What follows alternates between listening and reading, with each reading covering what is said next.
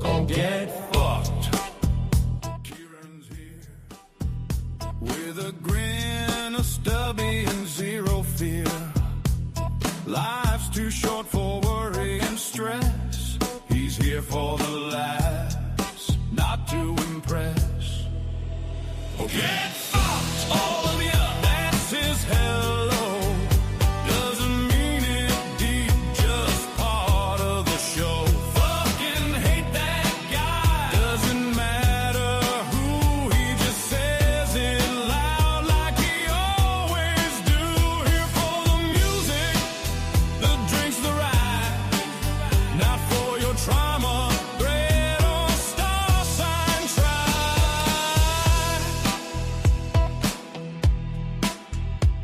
No drama, no guilt, just pure release. He runs just here for beers and beats. Someone types, okay, boomer. Oh, it's begun. He replies, I was cooler than your dad, son. Get fucked, all of ya. And he means it kind, in a weird sort of Kieran peace of mind. He don't rage, he just winds them tight, drops a bomb, then logs off for the night. Fucking hate that guy, doesn't matter who, he just says it loud like he always do. Here for the music, the drinks, the ride. Not for your trauma, thread or star sign try. Look, I'm not trying to hurt feelings or nothing. I just think everyone's a bit soft these days. Especially that guy. You know the one? Fucking hate that guy.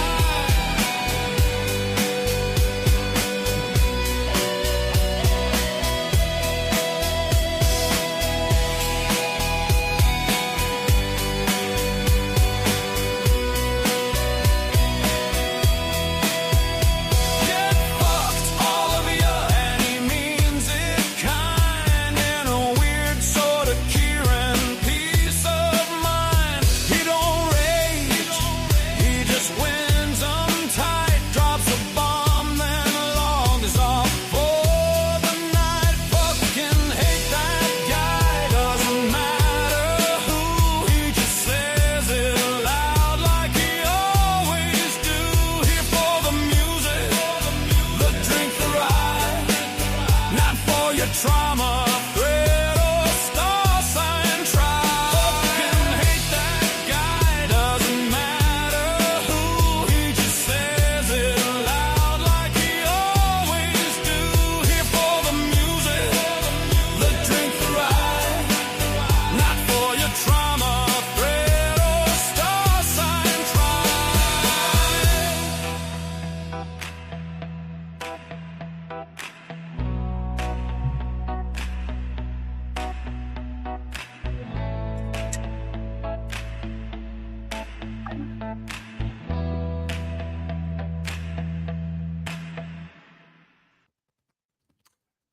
G'day. So, learning to time my entrance to the show a little more, what we call it, effectively. Instead of coming up and just mucking around trying to set everything up, actually got a bit of it set up beforehand to make it look like almost like an intro. That'll be coming. I see we have one person watching. If you're still there and tuned in, thanks for dropping by. Sunday Arvo here in the great land of Oz. So, still pretty warm. Not as hot as it's been, but still very humid. So my glasses keep fogging up. So sometimes people tell me in chat, you know, clean your glasses. I go, there's no point. They just fog up. Just deal with it. So I dropped a link into a couple of different promotion channels, and so we'll see what we get. In the meantime, just going to chill out. Haven't got anything planned for this afternoon. Just got a few things done this morning. Got a bit of free time this Arvo. I want to spend some time a bit later on refreshing my Photoshop skills so I can start to make some thumbnails and things like that. Eventually, I'll move into learning better how to use AI for some animations, and already mucked around a bit with some songs and stuff like that. It's a bit of fun. But I used to be pretty proficient in Photoshop and also in vector graphics, Corel Draw. So I used to do some photography. I used to do a little bit of graphic design, print and web-based. So it'll be fun to get back in there. Time to reload Photoshop back on the machine. I'd love to get back into the vector graphics too, because I was that was my favorite. Only problem was, sorry, that mic's dropped. Only problem is that my program of choice is Corel Draw, excuse me, which is now on a subscription base like most of the others, and they want $70 a month for it, and I just don't think I'm going to use it enough to justify it. So might need to just get better at Photoshop. But from my last time I dipped into Photoshop, I noticed it's come a long way. It was already bloody good when I was using it, but now with the AI component, a lot of things are much easier than what they used to be. So if anyone's watching and they feel like dropping me a comment in chat to let me know that the audio and video and everything's working okay, I'd appreciate it. No compulsion, just if you feel like it. I had some issues. I was going to stream last night, and I come in here and sat down, and the computer was just being retarded. Could not get a mouse to show up, and spent some time this morning with 3 different mice. Finally got my fancy one working. So, and then when I started using it, the buttons had been flipped. Left button was doing what the right button should, and the right button was doing what the left button should, and I had no idea what was going on for a little bit. But anyway, got that sorted. Excuse me, it's a bit sweaty here.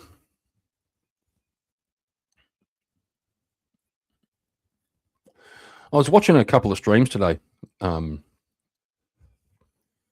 which got me thinking. I've been on this concept before, the idea that some people think that some scientific research is too dangerous to do. You know, rather than taking the idea that scientific research is what it is, it simply exposes facts, and then we deal with the facts as we find them, and it's a good thing to have facts. But there are also people, particularly in the modern age, who feel that, you know, some subjects just shouldn't be investigated. One of the most famous was IQ. People were afraid they might find out that certain races had a higher IQ on average than other races, and they thought that the implications of that were too dangerous to do the research. And then someone did, I forget his name, I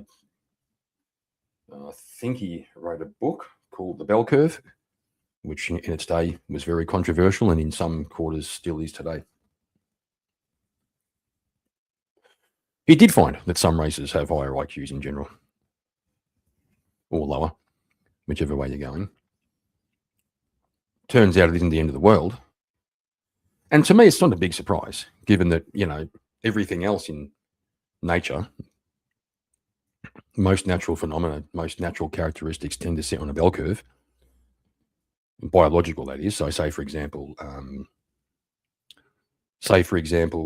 height. If you measure a cohort of people and you collate their heights, you'll find that they sit on a distribution curve, generally what they call a normal curve or a bell curve. Most people are average height, and the further you go to really tall and the further you go to really short, the numbers drop off quite dramatically, especially when you get to the ends. Then there's almost no one there.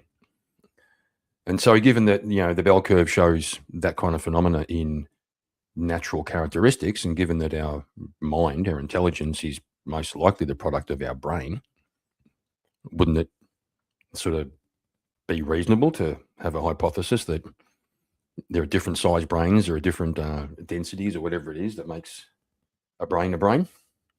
That intelligence as an output of the brain would sit on a bell curve. Russ, always good to see you, my friend. And yeah, it's always good to see you. Okay. Yeah, so I was just talking about bell curves, Russ, and the fact that some people think that some topics are too dangerous to investigate. The one that caught my attention today, and at the risk of getting flagged by YouTube, although I have found I've talked about all kinds of things on this show, and Cree Dog, good to see you, my man. I've talked about all kinds of stuff. People say, "Oh, be careful! Don't say the word Jew. Don't say the word gun. Don't say, all that sort of stuff." Okay, I just put those two words one after the other, so that might do it. But I have found that the only thing that's ever get me a slap on the wrist from YouTube is playing video clips and songs, like not a copyright strike, but they tell me that it's not a strike, but they tell me that it's like my stream's been blocked in certain territories and stuff like this. But I've never been flagged for talking about stuff, even pretty controversial stuff, like women shouldn't vote or stuff like that, or talking about consent within a Christian marriage, these kind of things. And sometimes the conversations get pretty heated, and sometimes I get pretty animated, and I've never had a problem with it so far. Although I did get a email from YouTube the other day, or from Google, telling me that I may be subject to some restrictions on my ability to use to stream to YouTube, because something about their family friendly terms of use, and that kind of freaked me out a bit. I thought, what?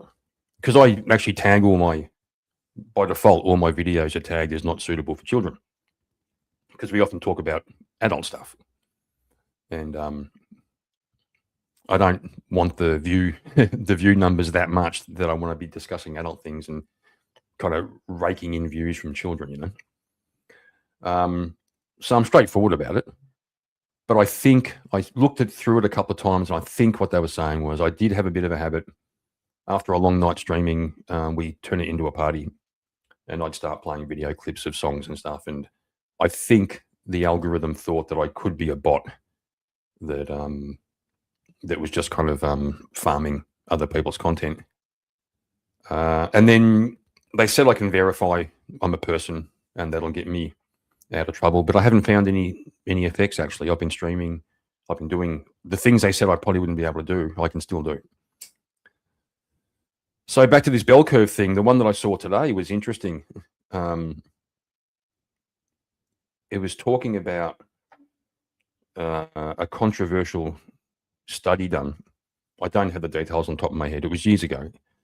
But it was a psychologist or a anthropologist, someone like that, was doing a PhD on the biological basis of sexual assault. I'll try and not say the R word. I know I just said I haven't been in trouble yet, but it'd be good to keep it that way. And what happened was he was coming up with some biological evolutionary, not justifications. He was always very careful to say none of this justifies men doing this. But he was just coming up with some biological comparisons where animals force themselves onto other animals sexually, and he built a couple of hypotheses as to why that could be from an evolutionary point of view, and it was based around sex, right? So it's you might say sexually motivated. But what he came up against before he even got to finish his PhD, he came up against I don't know whether it was feminists or postmodernists, whoever it was, who had built up this whole idea that rape was actually power. It was a power play. That it was actually had nothing to do with sex, and it was just for a way to have control over a woman. Anyway, over the course, he ended up leaving his PhD, and he went to, I think he was fishing lobsters or something. His life panned out a certain way, and years later, he ended up going back to his studies because he was called by a defense lawyer because his neighbor had been a victim of sexual assault, and the defense lawyer rang him and said, "Look, can we ask you some questions? Have you witnessed any kind of coercive behavior between the accused and the accusee?" And he found out, and he said, "Why?" And he said, "Well, because the prosecution has built their case. They're going to argue on this power narrative." And this guy goes, "Why?" He said, "I mean, no." He said, "Why don't you just argue that, like, the argument was most likely the guy wanted to have sex with this person, and he knew the person wouldn't want to. He knew the person wouldn't give consent, and so he forced himself." That was his basic concept, and they said, "No, the prosecution's built up this narrative about power dynamics." And so that drew him back into the conversation. And he got destroyed. His life got destroyed. They came after him. All the feminists came after him. Hounded him. He ended up depressed, etc., you know. And it just struck me as like, I'm old enough, I suppose, to... I saw this kind of narrative type thing. So they mentioned that someone was a philosopher, was it Steven Pinker, who said that the reason they went against him so badly is because he was kind of contravening the blank state concept, which is critical for the feminist argument. You know, there can be no differences inherently between men and women. Everything that's bad has to be some sort of behavioral choice or some sort of socially constructed paradigm, something like this. If we just were to look at it and say biologically men are more aggressive, men are more sexually driven, men are stronger than women, those three things combined in the wrong circumstances, well, the outcome isn't that hard to imagine. But that would undermine the whole narrative that there's no difference between us.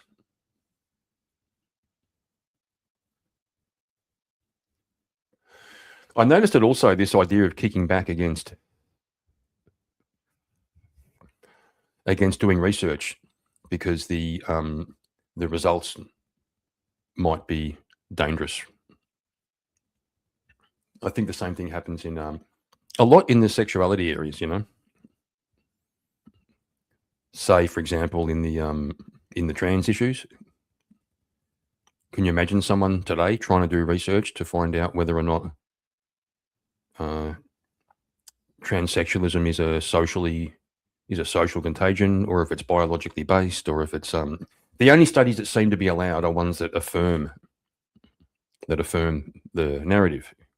For example, there was research done, brain scans that seemed to show, I'd have to see the methodology, probably dubious, tell you the truth, but it seemed to show that there were patterns in brain activity that could be attributed as a male brain, using that term loosely, and a female brain. And then they found there were women who had brain activity like a man and men who had brain activity like a woman. And that was supposed to kind of affirm or support the idea that you could be in the wrong body sexually.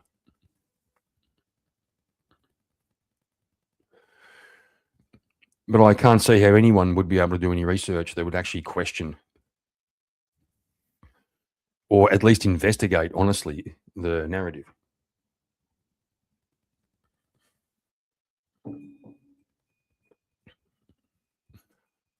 I was always of the opinion, and still am, if you want to do honest research, and you know, deal with the facts.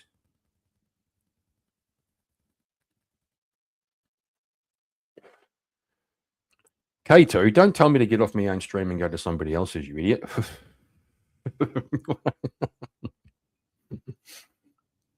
You go and sing it, Emmett.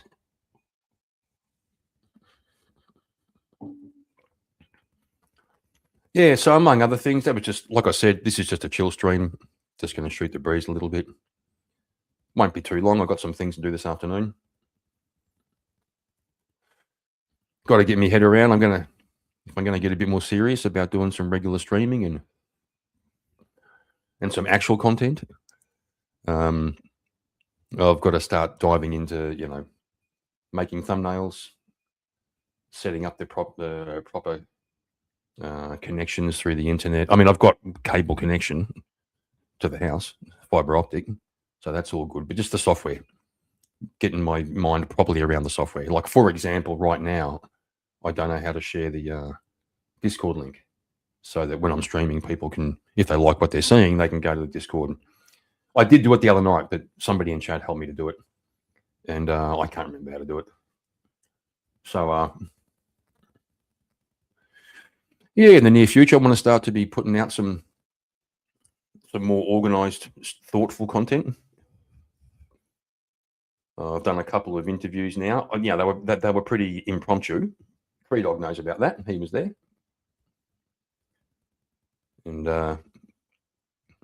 that seemed like it went well, and felt good about it. The feedback was that people, at least the few people who were involved in watching, seemed to think it was a good idea. So I've been thinking more about that. At some point, though, you've got to stop thinking about it and jump in. Because as some wise people in my chat said, it'll evolve. Probably won't look like in 6 months' time or a year's time, it probably won't look like what it started looking like.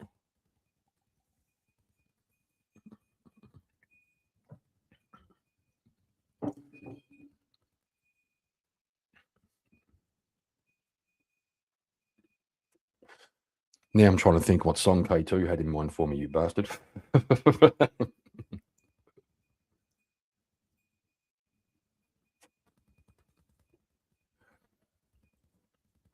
Yeah, on that topic of, fighting back against the narrative, I remember there's a really cool interaction between a woman called Sharon Strawn.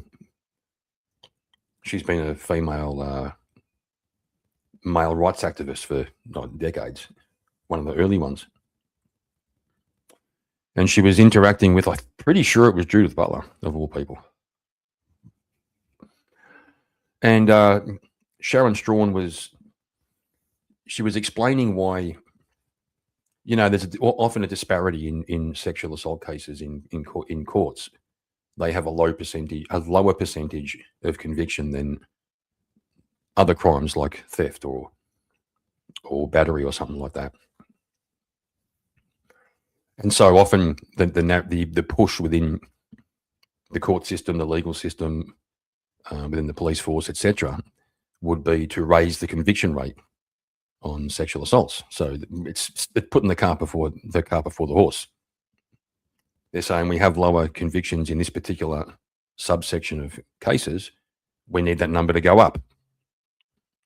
Now, the way they do it is they start to undermine the concept of due process,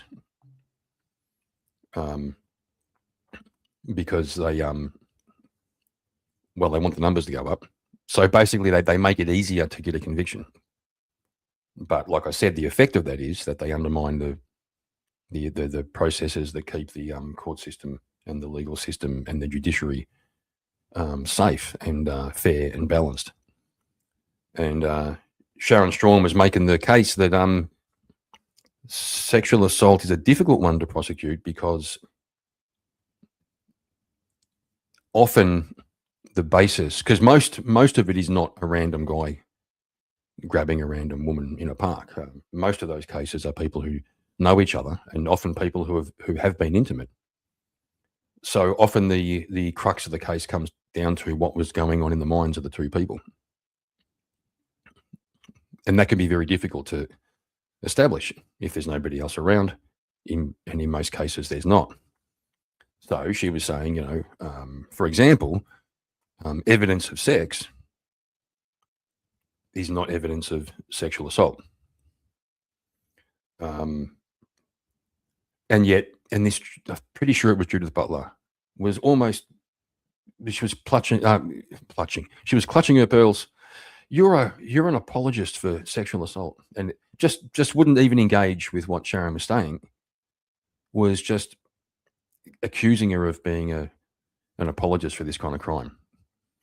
And that sort of thing drives me nuts, because how do you have a proper conversation, a proper debate, a proper investigation into any of this if one side is just straw manning everything you're saying?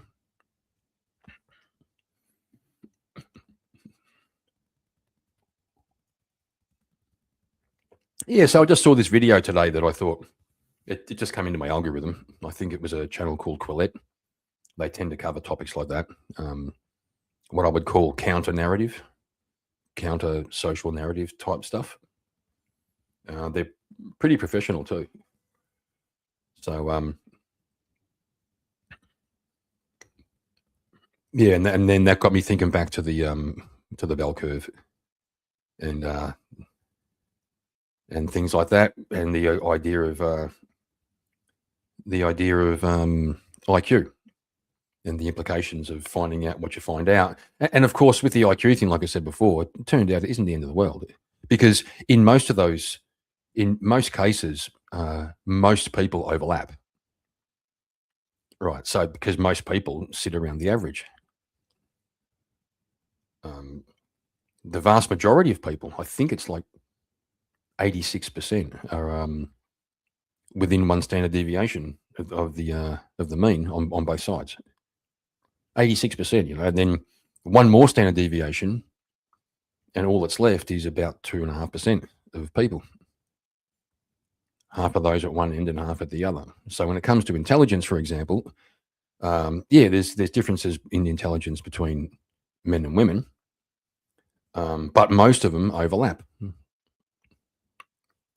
So imagine you have two bell curves, and you just move one to the right a little bit, just a little bit.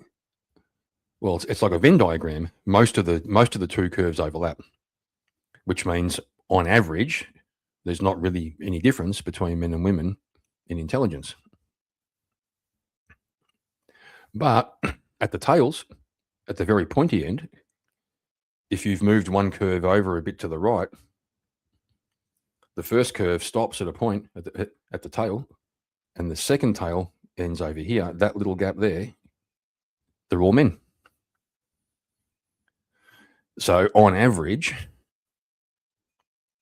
men and women are about the same in intelligence. But when it comes to the super geniuses, like Einstein or Oppenheimer, what's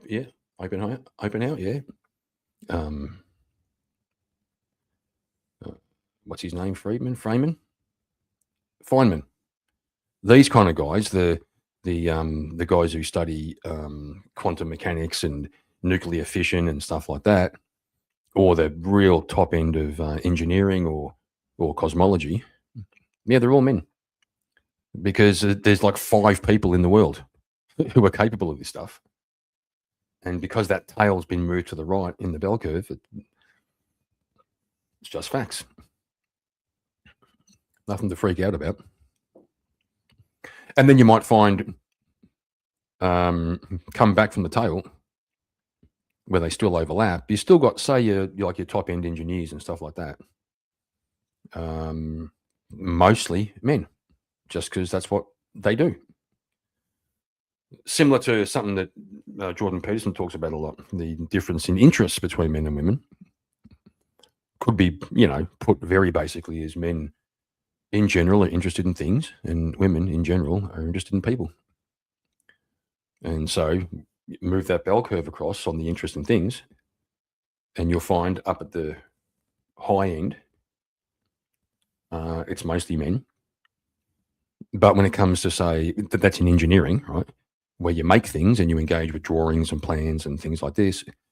And with women, it's actually, if you move that one forward as an interest in people, you find that, the vast majority of people who work in nursing and teaching and aged care, etc., women. I think that's quite a nice thing to note. So here in Australia, we had a campaign for ages, a few years back, to, the big push, we have to get more women into STEM, science, technology, engineering and maths. And they did everything they could, advertising campaigns in schools. They did everything to try and get girls, welcomed into and encouraged to go into engineering and science and, technology, mathematics. They just didn't want to. But somehow the narrative is still, we have a, systemically sexist education system. I don't know how that's the case when, something like 80% of teachers are female, and the education system has been, modified to sit better with female learning styles. I think it's like 60% of university students are female, which is kind of interesting. And yet somehow girls aren't encouraged and stuff like that. So like most of these things, it's upside down. They start at the wrong end. They look at the outcomes. There's more men doing this and less women doing that. And they say, well, that's not right. It should be equal. And so they just start mucking around with different parts of the process to try and get the numbers to match. But they miss the whole point that there's a certain ontology to men and women. Those ontologies are different. And the outcomes are quite natural. Peterson also pointed out there's been numerous large-scale studies, population scale studies done. And what they did was they looked at which societies, they ranked societies based on how egalitarian they were in terms of men and women. So the countries that had introduced the most programs, the most assistance, the most policies to make a level playing field for men and women in the workforce were at the top, and the ones who didn't have that were down the bottom, and they're ranked in order. The results were the opposite of what everybody expected. It turned out the more egalitarian a country is, and that tended to be the Scandinavian countries, the more egalitarian a country made its social structure and its education system, etc., the bigger the differences got between the choices that men and women made. So in the Scandinavian country, where they have, childcare at the workplace, fathers can take time off when the mother has a baby, stuff like this. In those countries, you had less women in engineering and less men in nursing. So, which seems to indicate if you leave men and women alone to make their own choices, they sort themselves out into these two, into this diversion. The men tend to want to go that way, and the women tend to want to go that way. Then the problem comes that there's different outcomes in terms of pay, and that's the sticking point. Because they'll say, well, the men might be choosing engineering and the women might be choosing nursing, but the men make more money, and that's because it's much easier to scale up when you make widgets and things than it is to scale up when you run a childcare centre. So say a couple of guys build an app for the phone. Those two guys alone can run that, launch it, run support for it until it's got maybe 10,000 people using it. And then if they start getting behind on their support and their bug fixes, they hire one more guy, and that might see them right until 50,000. And they might get to the point where a team of 15 can manage 15 million users. Whereas in a childcare centre, there's something like a 1-to-3 ratio, depending on the age. You have to have one carer for every three kids. I think it varies. It might be 2 for real little kids and stuff like that, and maybe a few more for older kids. But at the end of the day, you can't scale it exponentially the way you can with a product, and therefore the costs compared to the turnover for childcare is much higher than, say, for example, making an app. And so they see a disparity in the incomes of men and women and say, well, that's not fair. And so they have crazy ideas like, a childcare worker should get paid the same money as someone who's, an entrepreneur who's put his house on the line to get funding to build this app he believes in. Seems to me, much better to just let people sort themselves out. But of course, that would then take us back to, well, how do you look after the women in that case? Well, it looks a lot like it'd be really good if everyone got married and had a family in that way. If the dad's into making apps and can make good money that way, and the mum can, after the kids are infants and off to school, she can have a part-time business selling stuff on Etsy, doing little home crafts and stuff like that, or some other kind of part-time entrepreneurial thing.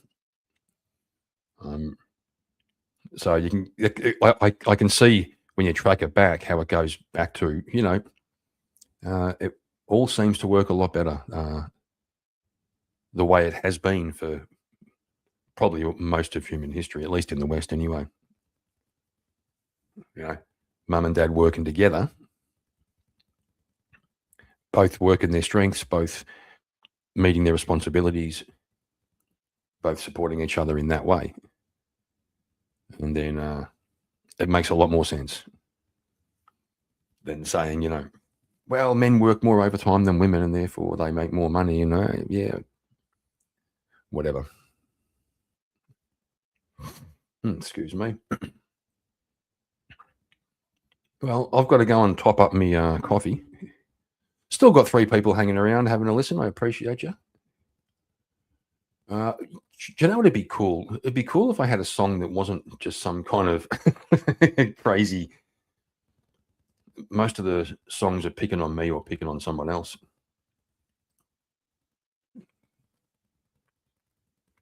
And don't think that's really where I want to go today. So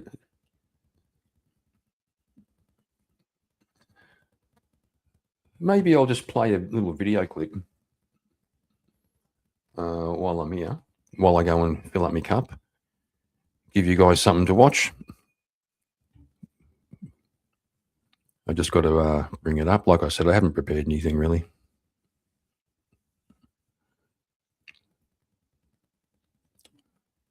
Oh, I see Marte's streaming at the moment.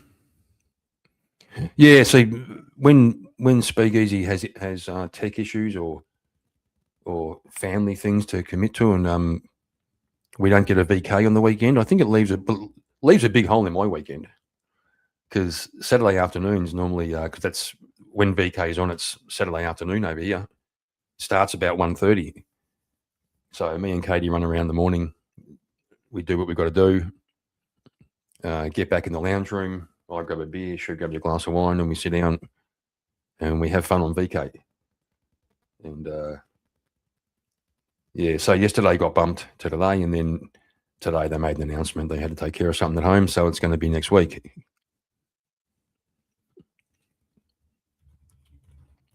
But that's all right.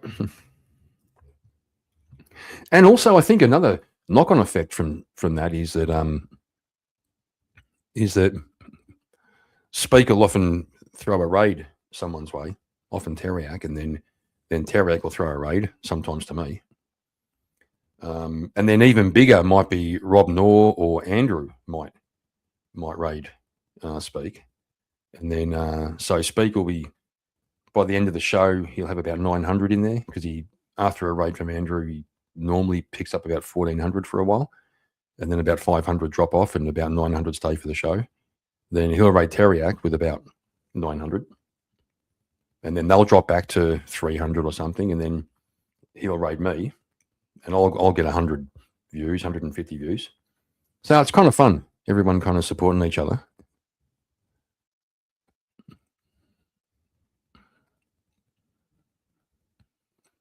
Oh, yeah, good old Isaac Butterfield. Some of you might be Australian comedian, often not afraid to talk about hot topics. I'm just trying to get him to pause for a minute so I can set him up. And he'll often, move into some Australian politics as well. He'll give his views. So I think we'll give him a bit of a look while I go and fill up me. I've seen this guy before, so I'll put it on while I go and get a coffee. There we go.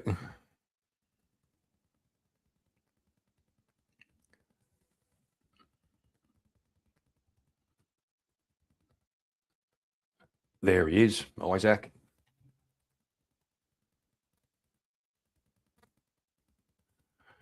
And I'll just put myself behind an avatar. And I'll be back in a few minutes. Might even, if obviously it won't take me 12 minutes to make a coffee, which is what this goes for.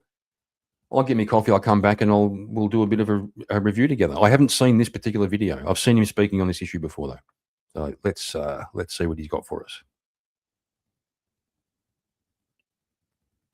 Just last week, I made a video which was a plea to absolutely everybody out there, begging them to take a look at the Orwellian tactics that the Australian government was looking to install on the Australian people.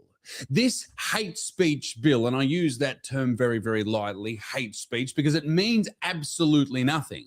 Okay, normal, everyday, run-of-the-mill hate speech is awful. There is no doubt. But when governments seem to, and we've seen this over the last few years, be it in the UK, be it in Australia, be it in New Zealand, whenever governments start using words like hate speech, they don't mean actual, genuine hate. They just mean anything that will slightly offend anyone. Last week, the Australian government wanted to introduce a law that would ban publicly inciting hatred with a punishment of up to 5 years in jail. Now, that sounds great. Absolutely. I've covered this a million times. It sounds lovely. But when you dig into the details, you would be hit with the same punishment if you made a joke as someone who was genuinely hateful. And that's not okay. This is policing our speech, and I won't fucking stand for it. The critical clause in that entire hate speech bill was this: it was immaterial whether or not it actually caused harm, meaning it didn't matter if it actually harmed anyone, hurt anyone, caused anyone to actually go through anything horrible. If you just said it and you said it about a protected class, you'd be fucking facing prison. This could be applied to race, religion, sex, LGBTQIA plus protected people. This was a law that was based on feelings, and that is never a good thing. And if you posted it online, that would count as a public place and you could be charged. Now, originally, all the different sides of politics in Australia supported the bill other than the fringe members. The fringe members being One Nation, being independent senators, the ones that are gaining more and more votes every single day because people are sick of these fuckwits who run our country. There were senators like Matt Canavan who said it threatens the free speech in Australia. The opposition leader, Suzanne Lee, who is just a different human being, said it was half-baked and pretty unsalvageable. Now, ladies and gentlemen, what I think is absolutely fantastic about what actually came of this was I think it was a grassroots effort. I don't think it was the power of the politicians that made this bill die in the fucking ass. I think it was so many people were so outraged that these pieces of shit decided that we need to have our fucking language controlled.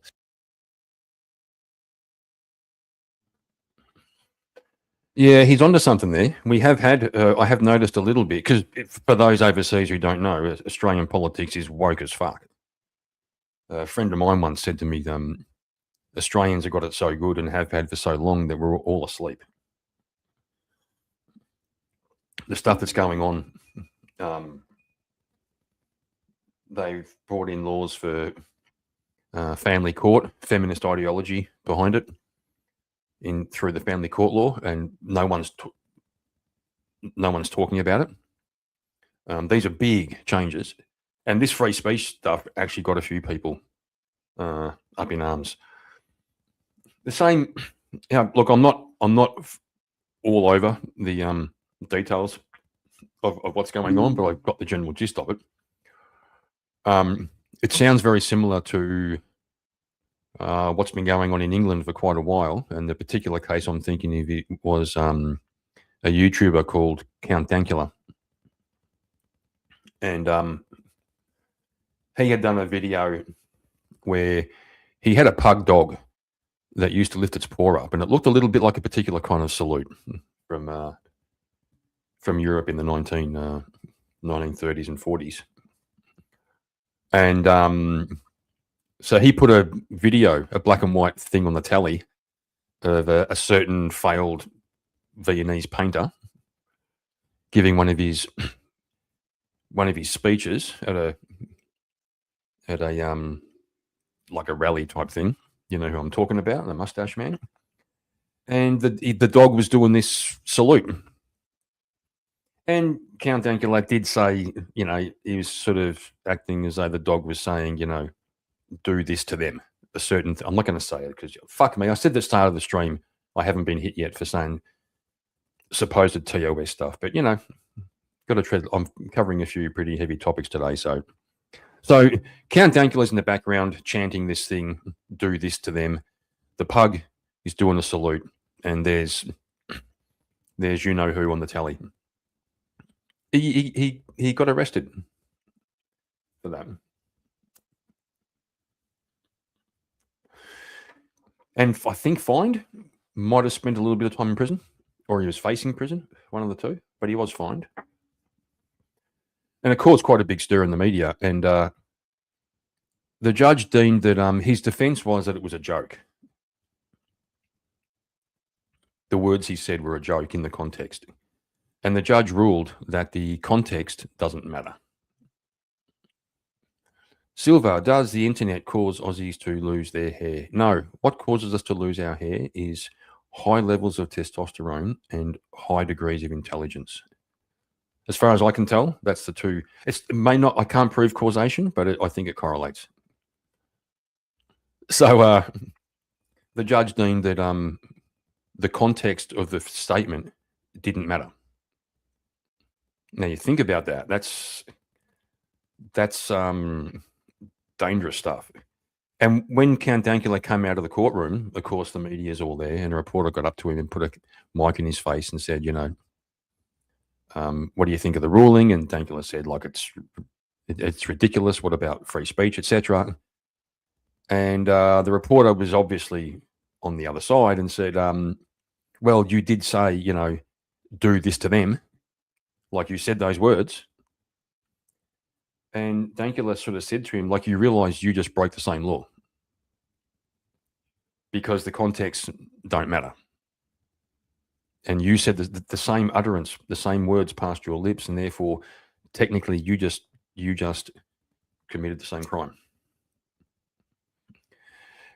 I've watched a little bit of what's going on in England. It wasn't Lawrence Fox, but he was at the start of all this. There was another guy, I can't think of his name. I think he started the thing over there, the free speech, some organization to fight for free speech. And based on something he tweeted, the police knocked on his door or rang him, whatever it was. And the copper actually said, "I've come to check your thinking." They were the actual words he said. And I don't know how when this happened. I've seen it developing, and Silva coming in with some fake news.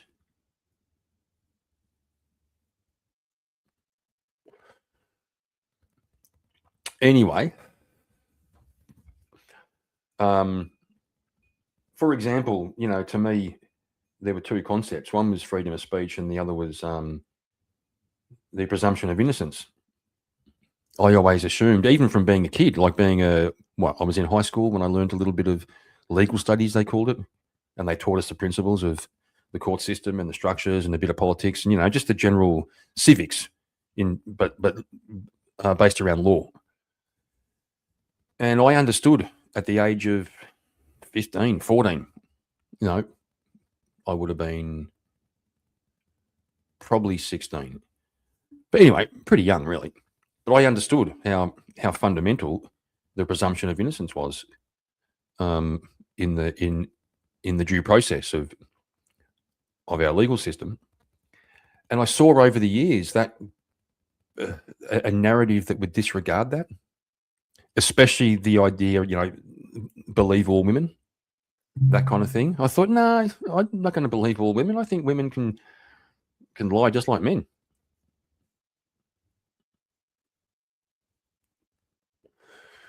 I even noticed that. Hang on.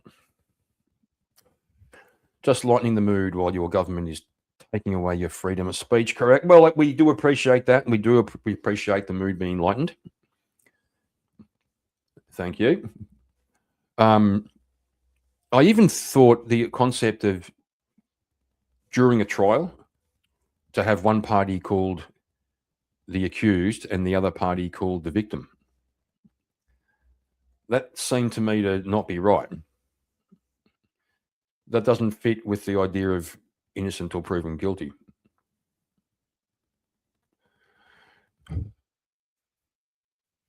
Now, say for example, it was an assault and battery, and the victim got a broken leg or a broken arm. I guess fair enough. They are a victim. But in the context of the court case, it sounds like the guy or the accused has to defend himself, which he does. But I mean, it sounds like he has some burden of proof, which he doesn't, technically. But if it's a crime where it's one person's word against the other, so we don't even know if a crime has actually been committed.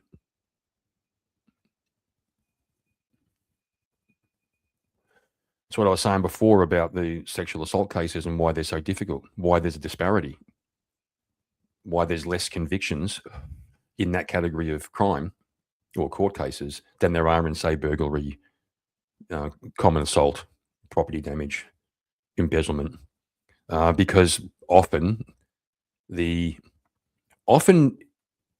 isn't even evidence a crime has been committed. So I would argue, as harsh as it sounds, that the victim in that case shouldn't be referred to as the victim. They should be referred to as the accusee. You have the accused and you have the accusee.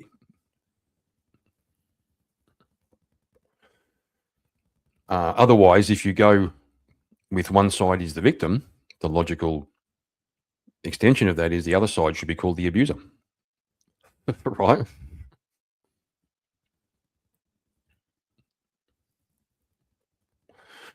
And I know it sounds harsh. I mean, in certain quarters, I'd get raked over the coals for this. If I had any kind of platform that was drawing any kind of attention, I'd be getting range for this. It's what these attempts, these narratives try to do is fair enough. They try to get past the messiness of those kind of situations. But I don't think having a policy that says we need more convictions in sexual assault cases, we need those numbers up, I don't think that's the solution. Now, it is possible that despite our best efforts, that there is no solution. It's possible that it may just always be the case that certain kinds of cases have a lower conviction rate, not because of systemic sexism, not because of, male-centric or, majority of males in the legal system, etc., but just because some crimes are a lot more complicated and a lot more difficult to prove. Anyway, we'll go back to Isaac for a little bit.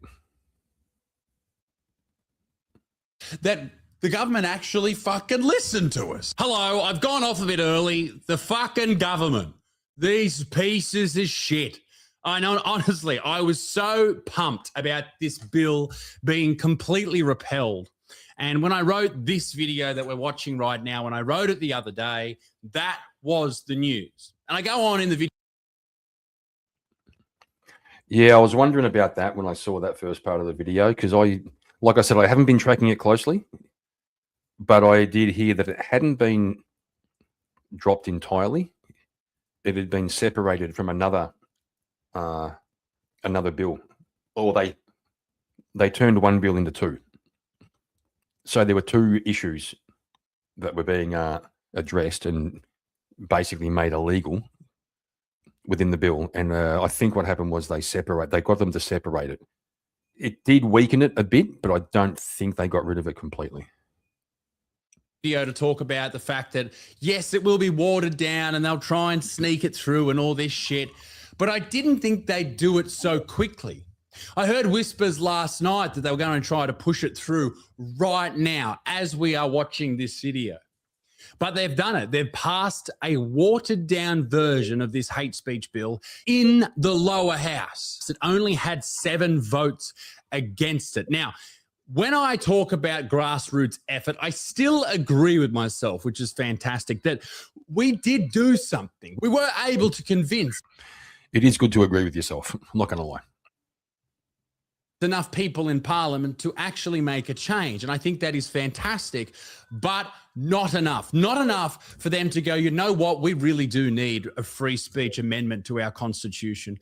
Not enough to make them go, you know what, we shouldn't really try to control what these people who elect us say. It is unfortunate. It's disgusting. It is just so far-reaching, so much control. Do you know, interesting fact, Australia is the only Western democracy, or at least advanced Western democracy, that doesn't have something like a Charter of Rights or a Bill of Rights. We don't have a list of our rights laid out like the Bill of Rights in America. Well, the Bill of Rights basically became part of the Constitution, but First Amendment, Second Amendment, etc., Fourth, Fifth. We don't have that here. All of our rights are derived from common law. So the assumption was that this comes out of the English system, we began with all of our rights, all of them. And then it was the law's job through the common law to sort out the limits of those rights.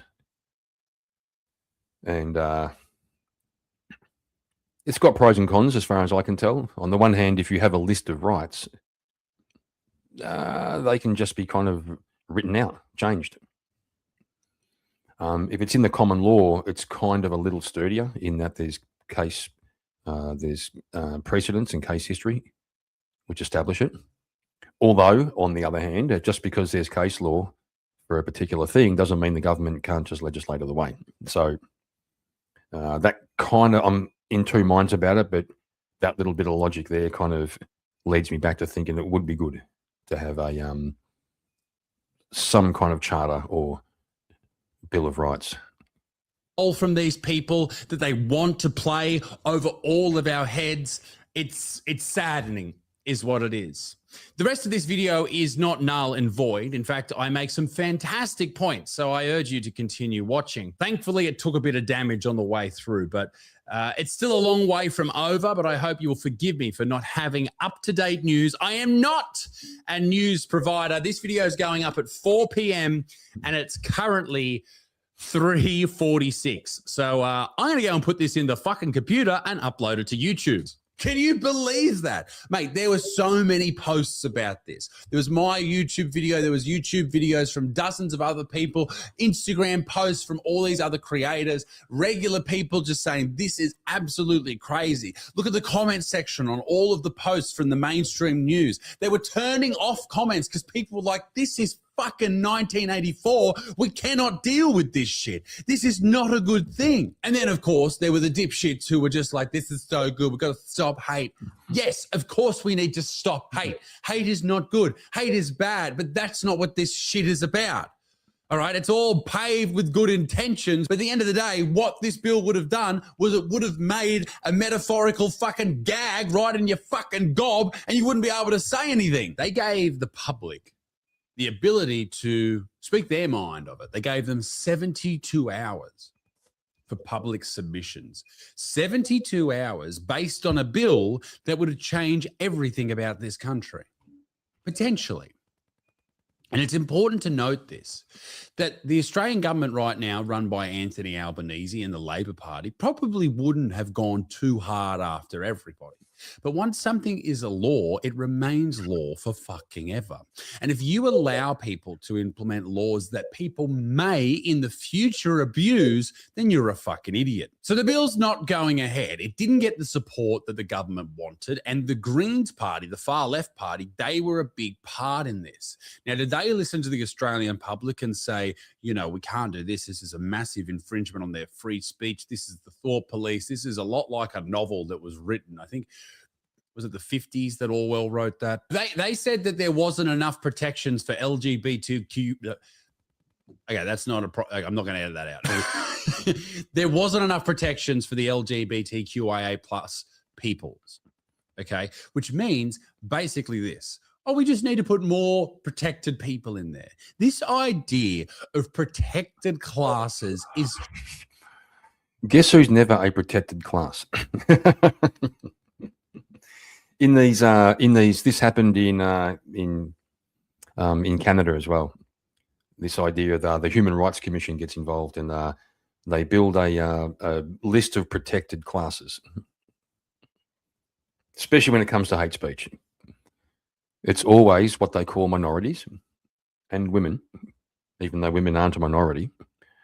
But that word minority hasn't come to mean what it used to mean, which means there's less of them. It means that they're seen in the narrative as being on the wrong end of the oppression scale.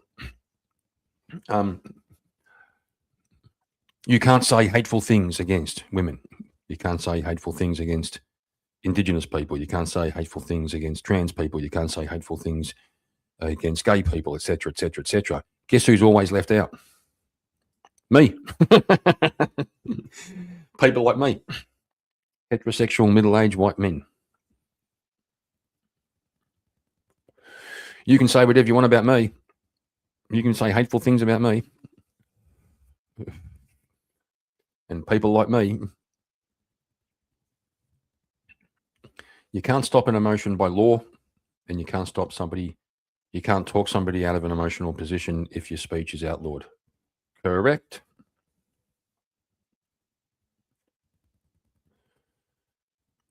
Because sometimes you just got to say, shut up, idiot. You're being emotional. That's hateful. Just fucking bananas. You know who needs to be protected from words? Fucking no one. What grown fucking adult needs to be protected from words by laws which punish the people who use those words with jail? Are you serious? Are you fucking serious? What do you need protection from? They're words. You look at what happens in school playgrounds. I was just going to bring up that. He said, what grown adult needs protection from words? What child needs protection from words, right? Because if your kid's getting picked on or there's some bullying or, you know, they're saying mean things to your kid or about your kid, you don't protect your kid. from that. You empower them to understand it, to take a higher position, to grow a thicker skin. You don't even protect children from this if you're doing it properly. What you do is you help them to deal with it. Sticks and stones will break my bones, but words won't hurt me, or whatever the fucking saying is. Just implement that in society and we'll... Oh, well, that's true, Silva, because I'm apparently in a protected class. But we all know it's a game. So, yes, you can play them because I'm in the non-protected category. I'm actually okay with that. All be sweet. If you hear language you don't like, okay, don't like it. That's the end of it. Unless you're calling for direct harm, fucking get over it. There's a lot that is still unclear. But what I do know for certain is they put so much effort into this bill that it won't be dead. They'll bring it back. They'll soften it up. They'll introduce clauses from this bill, hide them in other bills. It'll be nefarious. It'll be gross, but they'll get it through. They might soften up the language just a touch, just to keep everybody the fuck quiet. This consistent and constant and deliberate attack on free speech that is happening throughout not just Australia, but the Commonwealth, New Zealand, the UK, it just seems orchestrated, doesn't it? It just seems gross. It's fucking stinks, right? And if you smell fire, there's probably fire. Something is happening here. I don't understand why these people seem to just spend so much time attacking speech, attacking free speech. I cannot wrap my head around how these people think this is a good idea. And I know that in politics, you want to get re-elected and it's going to happen in 4 years. You got to think about it all the time. How can they make these calls? How can they bring this shit up and then think they're going to get reelected? And who the fuck are these people voting for them? I cannot. Oh, and this does my fucking head in Australia. The left-wing party and the right-wing party are both as bad as each other when it comes to fucking free speech. And that is absolutely just sad, is what it is. It is just sad. In the COVID years, the right-wing party was in. Actually, this issue, the free speech thing, actually caused the coalition. So here in Australia, the two major parties, we have Labor, which is the left-wing party, and we have the coalition, because the right-wing party, known as the National Liberal, the Liberal National Party. So liberal here doesn't mean what it means in the States. Liberal here means more like the classical liberal, not Democrat. So the Liberal National Party is our right-wing party.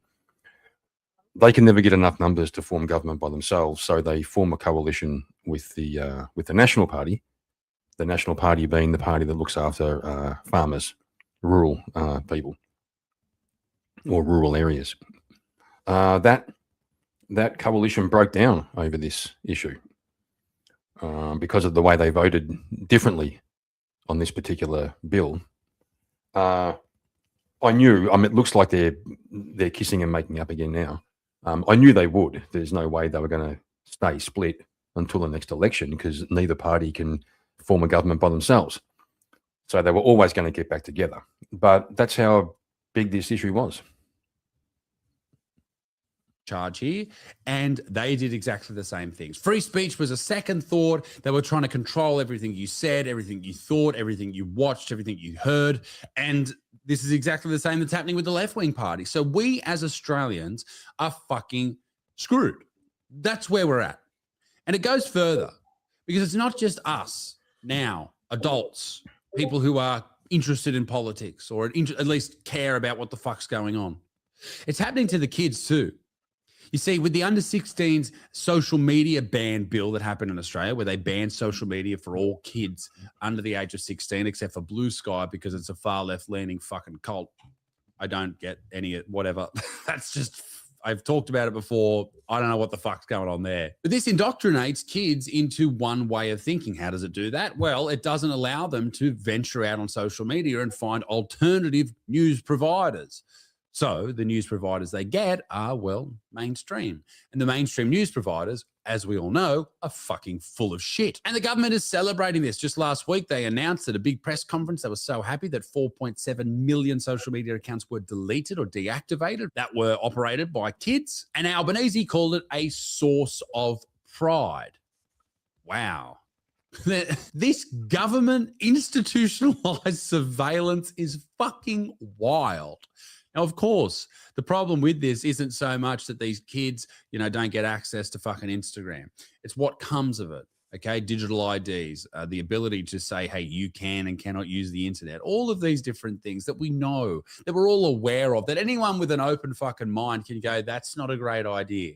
Anytime you arrest someone's civil liberties, it is not a good idea. When your government decides what you can and cannot say, when you can and cannot say it, and where you can and cannot say it, it is all a part of control, compliance, and authoritarianism, and it is a very negative thing.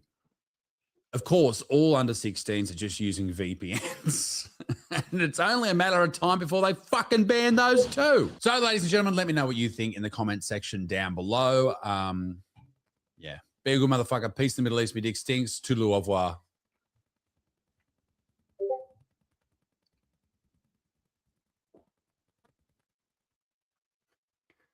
Well, be a good motherfucker. That's good advice, I think. That's good advice. So it looks like the original Vintage is streaming as well. So we'll probably end up heading over that way at some point. I've got another one to share, which is a more sort of, well, Isaac's taken a pretty serious take on it, but this is a sort of a right-wing or a conservative news station over here in Australia called The Other Side. They often do some pretty good work. They have a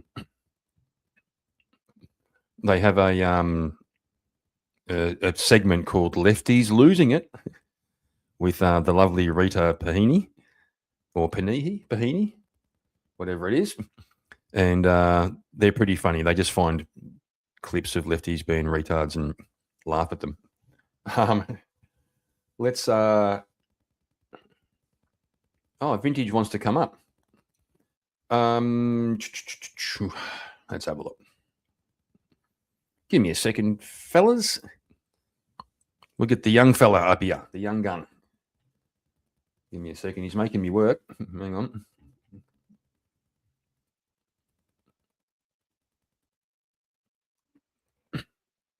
Isn't technology wonderful?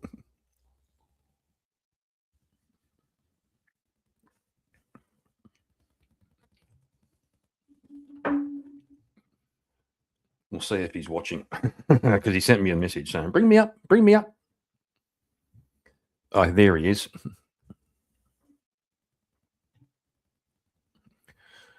There he is. Yes, I am watching. How you going, man? Yeah, going good, going good. I didn't mean to,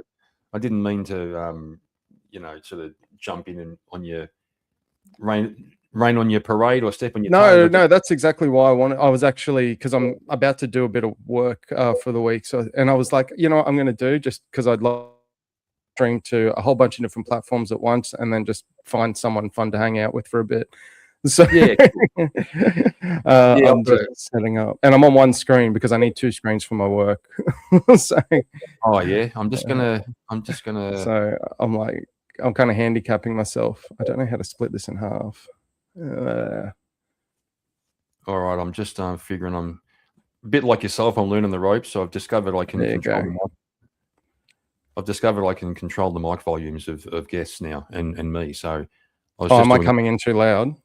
It's okay. I'm sorting it. That's cool. Oh, actually, I want to Discord you something as well. I got two new tracks that I've got for my intro. I was curious. You don't have to play them on the stream, but I'm just curious. Yeah, we'll play. Have a look and yeah, we'll play them. You don't have. I'm just saying you don't have to, but yeah, it's I got the missus' opinion on it. She's like the first, so all right. Plus, it was the Well, one that I I'm- used initially on my TGIF stream on Friday night. I'm doing the same as you. I've got some stuff to do this after. Well, not have to. I want to reboot. I want to reboot Photoshop. All right. I used to be pretty proficient with Photoshop and also a vector program called Corel Draw. Okay. So yeah, I want to start making some thumbnails and stuff like that. So it's been a while since I've been in there, but it'll be good to. Oh, it exceeds the size limit. Oh, fuck! Are you kidding? How fucking long are they? They're both about 20 meg. 20 meg's a lot for a song. Oh, it's a WAV file. I don't know if that changes it. What the fuck's a WAG file? A WAV file. It comes up as a WAV file. Yeah, sorry. Yeah, I think MP4 or just something. make sure. I think we might have a slight. I'm not sure if we have a slight delay between us. Are you picking that up? No. Either that or you keep talking over me. I'm not sure which one that is. Probably talking over you. That's very likely. Hang on. I'll see if I've got. How can I get this over to you without doxing this? No, I can do. Yeah, you can't put it in the back chat either because it's an. Oh, maybe you can. I don't know. No. Can you post a link to it? No, I don't. I don't use Dropbox on this computer. No, I mean just post a link. Like, is it stored somewhere? Or is it only on your computer? It's only on my computer. Yeah, that's okay. Just give me access to your hard drive. What could go wrong? If I had to actually between the two computers, I would rather give you access to this one. But you know, don't say anything incriminating.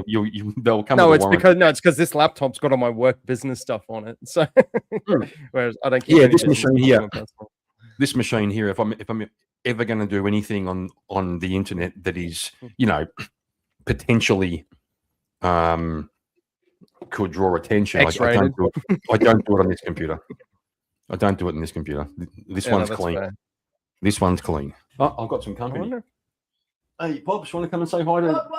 Want to come and say hi to my surrogate son? This is original vintage. Who's this? This is my stepdaughter. So you're you're kind of brother and sister in a way. No, definitely not. No. All right, talk to you soon. How did you put up? Oh, she's left. I wanted to ask some questions. Oh no. Just wanted to ask, if you've ever left for milk before and not come back for like a decade, and if so, how it made her feel. So far. Well, I've only been me and Katie be married for what? It must be close to 4 years now. Yeah. So, mate, I'm sure you've done well. If they've still put up with you at this point, you found a winner. So, and I say that about my own relationship. Mine's not even been gone that long. Trying to think of how else I can shoot this to you.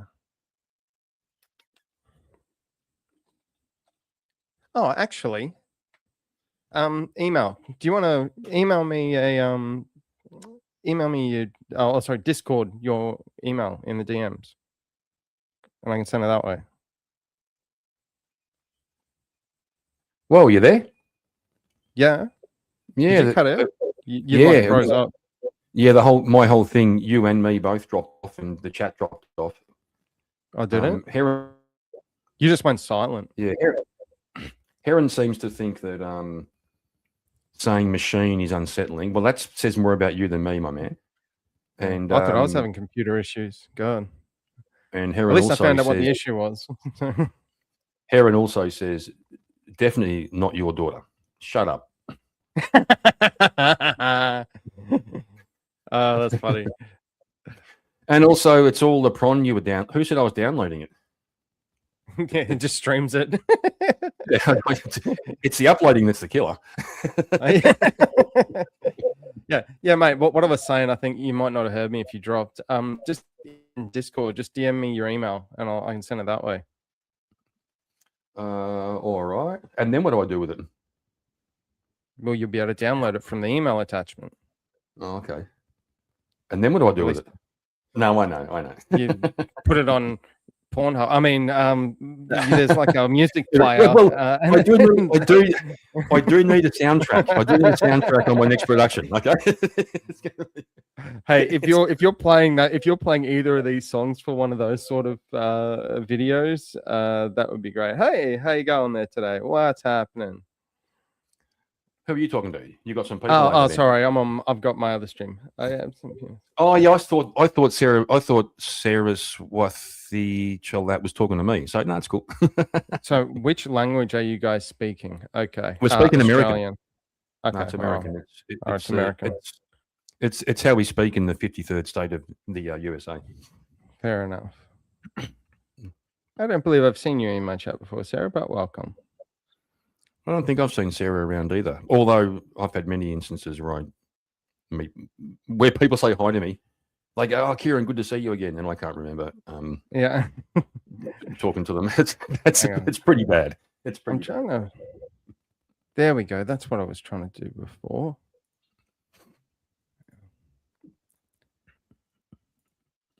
Okay, there we go. I've got my actual thing up where I can actually see my StreamYard as well as the window. I'm trying to get layers on layers. it's really. I'm pretty sure everyone in my chat already knows where to find you, but I'm just going to post it anyway into the chat, just so if anybody wants to open a second tab. Yeah, there's a bus stop that's in. If you take a couple of streets up, you find me there. I'm actually also starting up. I'm doing up Rumble and Kick as well now. Oh, good on you. So I just thought, you know what? if you can just spread the wings everywhere, who knows?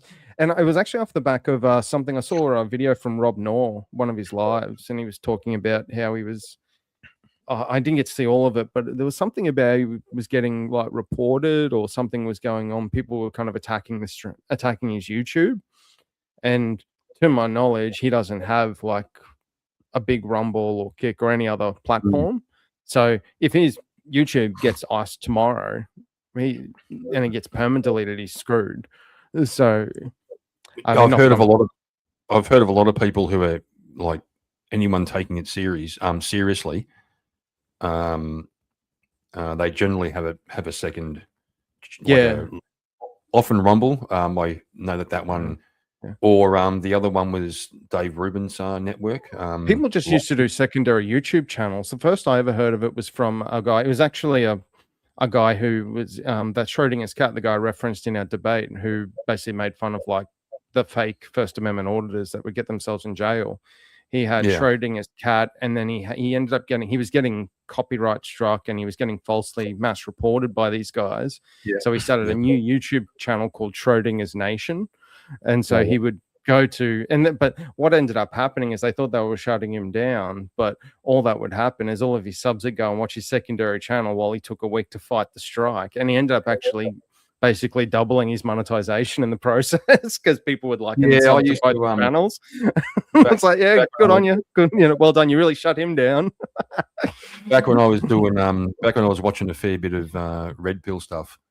Because I was really interested in it, so I watched tons of different sort of Red Pill channels to figure out who's who. A bit like the auditors, like there's all different kinds. If you look up Red Pill, you get 15,000 different perspectives. And I was trying to trace it back and figure out who was who. And there was a guy called it was something zombie, and I noticed every fucking second week he had a new channel. It was like Undead Zombie and Re-Dead Zombie and Chronic Zombie. He keeps getting banned or something. I'm assuming that was it, and given the content he was making, it wouldn't surprise me. All right, I'm actually surprised in a way, and I hope this doesn't happen. I don't own goal myself in this comment if any YouTube execs ever see it, but I don't know why they don't ban by IP. I mean, you can have like a VPN anyway, and that would probably solve the issue. That's why. Like, you just create a new account. I'll just create a new sock account. Bang, done. Problem solved. I actually found out and also many IP addresses are they're dynamic. They're created each time you stream. Correct. Yeah. Oh, each stream. Oh, is that why? Sorry. Yeah, I believe so. But I'm probably the wrong guy to be talking to about this. Yeah, right. Don't take advice from me. I'm the bloke who thought the iPhone wouldn't catch on. I'm not even lying. I'm not even lying. I thought, what's the point of this fucking thing? Who wants to put fingerprints all over the fucking phone? You know what? I believe anything can catch on. I know if anyone says, "Oh, it's never going to catch on," it's usually like I'm gonna like bet against that for sure. Because Well, I also if I make that bet 500 times, I'm going to win it probably 400 of them. I mean, at that time, I was about 35, so I found out how old I was because it turns out the kids just fucking love this shit, right?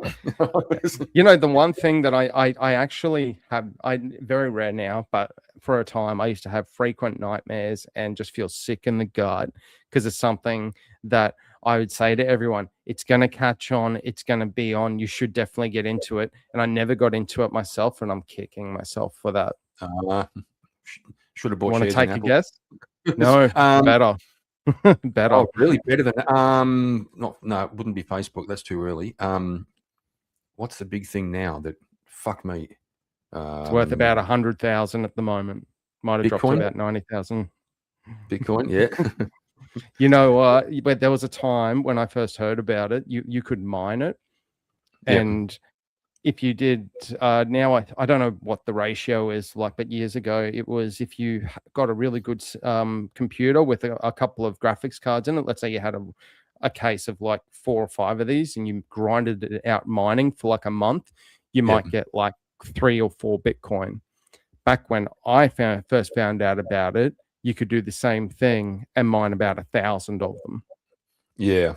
I remember, and, I think, and they were worth like 1 cent. And then that was the time I was actually up in the north in Townsville where I didn't have a job, and so I was like, I'm not gonna put money into some fake coin when I can barely afford to eat.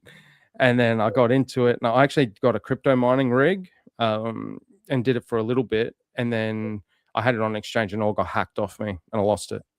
Oh, really? Did you see the bloke? There was that thing where the bloke had he had about $4 million in Bitcoin. The guy in the dumpster, and he not the dumpster, in the waste, like at the local tip. Don't know if it was him, but he forgot his password, and he had different guy then.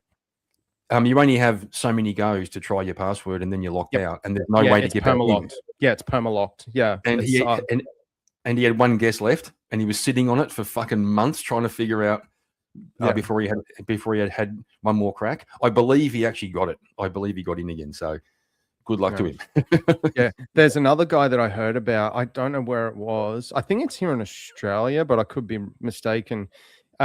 He moved house, and in the process of moving house, the hard drive that he had the crypto and cold storage on got chucked out with some random rubbish, and so he basically, and he only found out like maybe a week after he moved, and he's like, I can't find it. What's going on? He's like, it's been chucked.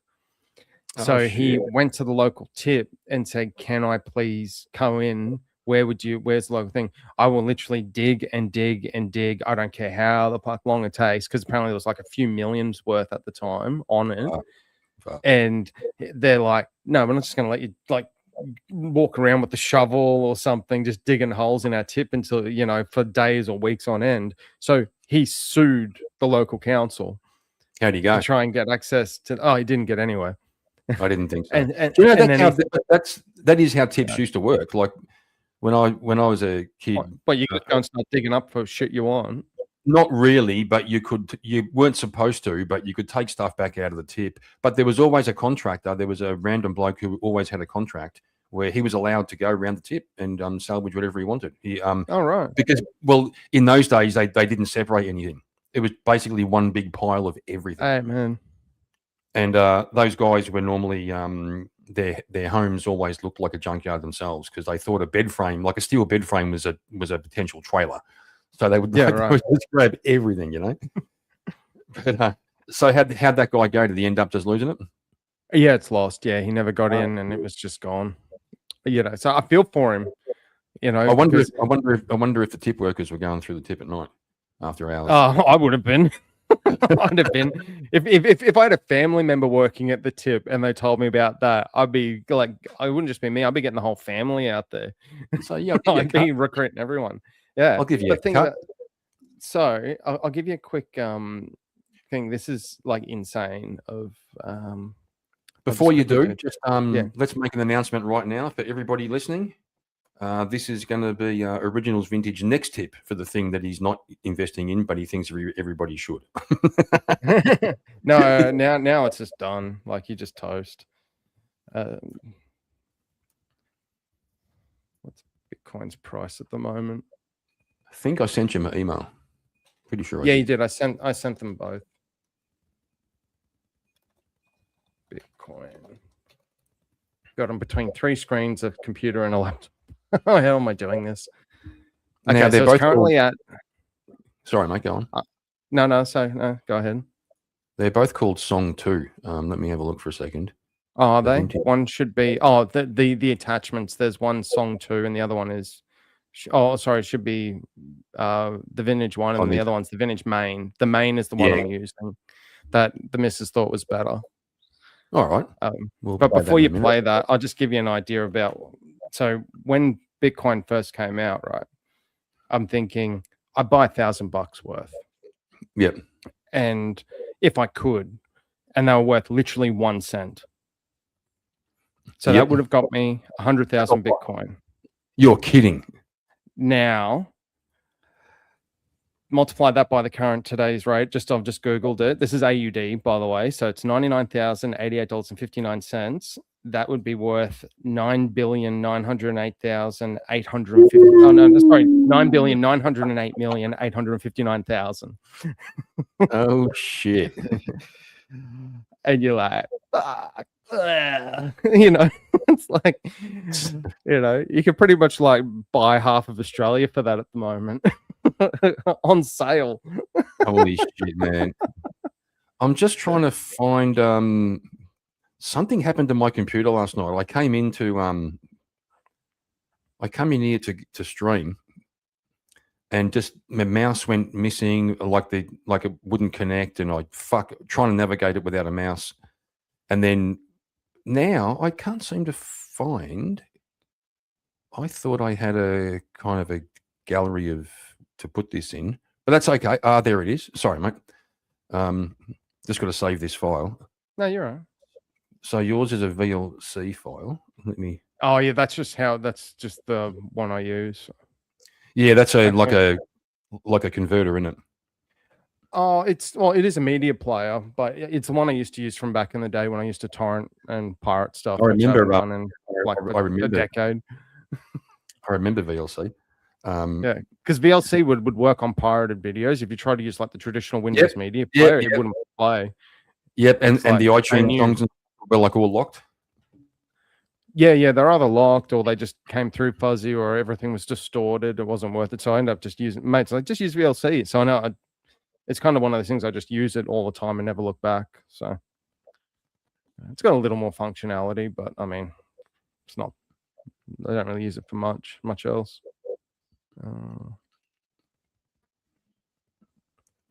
All right, so we're why is this not working? Just bringing those two in. Oh, cool. Actually, I'll be back in a quick sec. I'm just gonna get a reload on my drink. I was going to do the same thing, you bastard. I was going to ask you to take the reins for a minute. While I'm over here mucking around with the incoming audio files. Riveting entertainment for everybody who's gracing us with their presence watching. So we're going to play. Vintage is trying out his new theme song with us. So I'm just getting the songs into the into StreamYard as an asset, as a media asset, while I have a conversation with the chair. Anyone who's been around Speakeasy's channel for a while understands the concept of having conversations with the chair.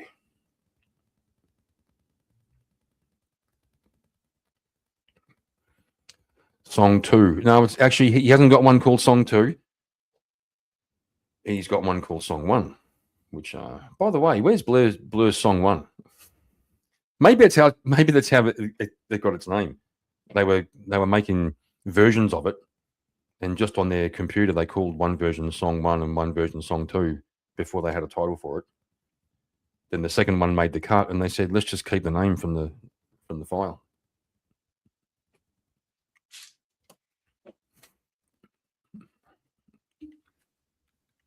All right. Yo, I've got to go and fill up my cup. Can you take the reins for a moment? You got something to say? You want to just talk shit or something? Yeah, I'll talk some random shit. Yeah. So, oh, actually, I don't know what shit to actually talk. I don't want to talk shit about Kieran. Does anyone else want to talk shit about Kieran? That's always a Yeah. go-to. Yeah, there you back go. on That's easy content. Easy content. I don't even have to do anything now. How's it going, guys? Hope you're having a good one. Hey, Halfwood, in my chat. What's up, man? Hope you're having a good one. Yeah, I'll just take the chance just to show myself. So I'm on YouTube. I am the original vintage. Come say hi, have a bit of fun and adventure. I talk shit. I am actually going to start doing more regular streaming. So I've decided, so this is Aussie time, but I'm going to look at doing, right now it's tentatively 7:30 Friday nights as a TGIF chill stream. And I'm going to start around probably this time like I did today at about 3 p.m. on Sundays. I'm doing reacts to sovereign citizen videos, police body cam, a bit of court cam stuff, people just making a fool themselves. This is funny as shit. I always have an open panel. That's pretty much an open door policy to me. As long as you don't come on and be a complete nut job retard, you're just here to have a bit of fun and adventure, then sweet as, and for anyone in Kieran's chat, when he finally leaves, I stay in his chat for now, stay in his chat, stay watching on his channel. But if he takes off and you come over, I've got a link in my StreamYard. I've got a link to my StreamYard. I'm going to come up and say hi and talk some shit, cool. Or you can come and react along with me to other things that I'll be posting. So, yeah, that's funny, Silver. But no, it's so on Friday. So the TGIF stream that I just did, which is it's in my channel. If you want to like and give it a sub, it's cool. It started off with me and Mango's just talking a bit of shit about maybe a third or halfway through the stream. We end up chatting about a really funny as Grand Theft Auto 5 role player called Bub Games, and we reacted to some of his vids, which are just fucking hilarious. They're so good. Yeah, there's just great fun, and we just had a good laugh, a good time. So, and if anyone wants to come and see them on Friday night, sweet as. Kieran's also invited, by the way. If he ever wants to come, he can always come and we can talk about shit on the channel and bounce some beep bop around. That's kind of what I've kind of learning about YouTube and the streaming stuff and the community that we have of people that, well, I was going to say creators. I call others creators, not myself yet. I'm not trying to I'm a content creator, because I've seen some people kind of, albeit rarely, thankfully, kind of get it to their head. I'm just here to have fun. We're here to just have a good time. Also have Discord and come and have a chat. BOGs. If you have a channel and you're a creator, post your promos. Tell us when you're streaming. You want to talk some random shit about anything? Come and do it. Again, basic rule: don't be a dickhead. It's a pretty easy, lax ruling with me. So, yeah. Yo, but, hey, how you going, man? Good. I'm trying the best. I just did a shitload of self promotion, basically, and tell people that they should, just come over to. No, I was kidding. I was shilling you as well. I was just shilling all my channels and what I'm up to, but also telling everyone to stay on your stream right now and don't do it because. Well, I actually didn't give a reason, but the reason I'm going to give now is that it would hurt Kieran's feelings. And when my surrogate father is sad, I'm sad by proxy. So don't make us sad. You don't want to make us sad. Everybody has a bad day when Dad's sad. Yeah. If you want to see Kieran sad, put a 1 in the chat. Shut up. You never know. We'll just see what happens. I see you got a couple more people dropping into your chat too. I did, just a few. Yeah, and everyone's welcome. And that was actually really to the point that I was making is that, I'm just what? I'm going to be doing sorry? Are you there, Kieran? You dropped out there. You dropped out for a second. Oh, okay.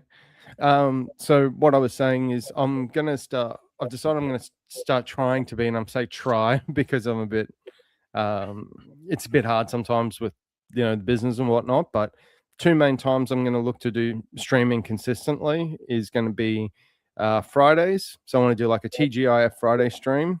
So I'm going to try to start that off at 8:30.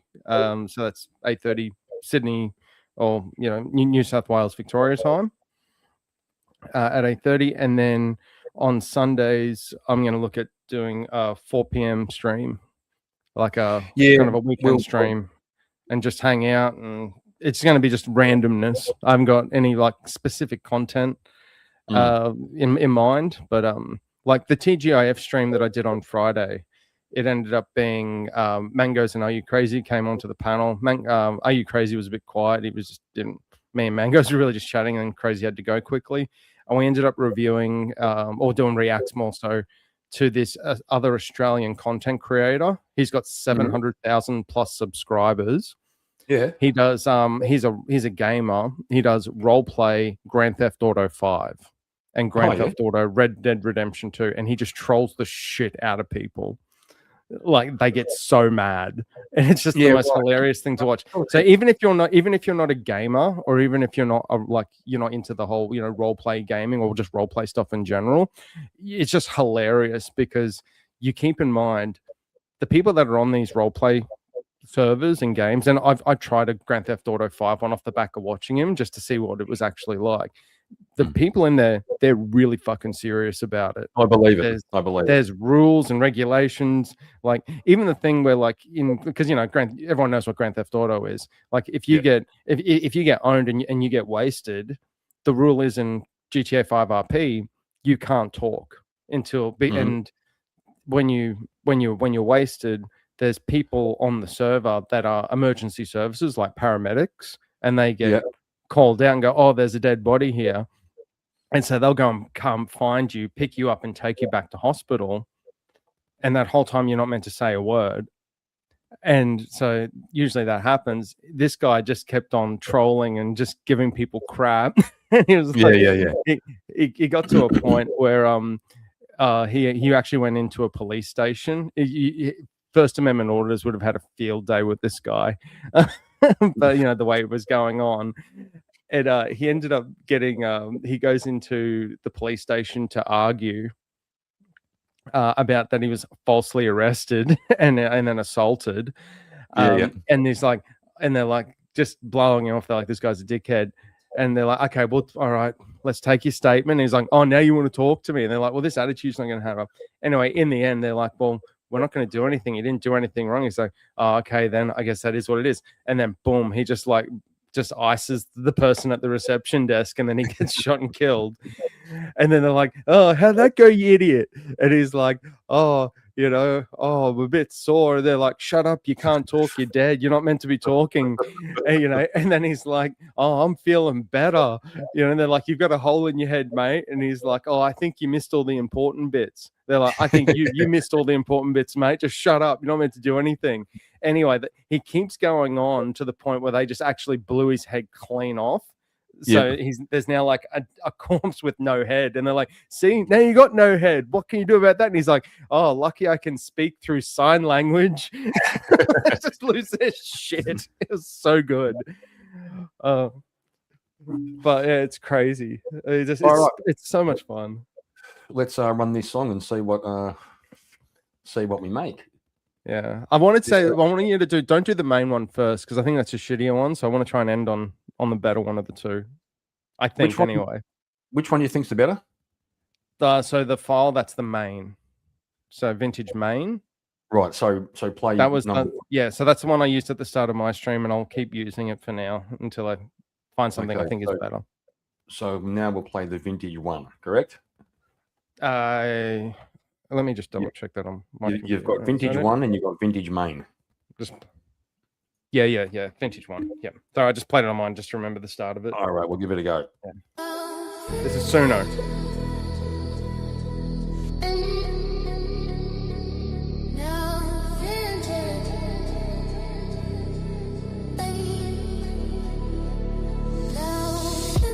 Step in the room, panels go silent. Lines get crossed, but the mind stay violent. Calm with the words, but the point land heavy.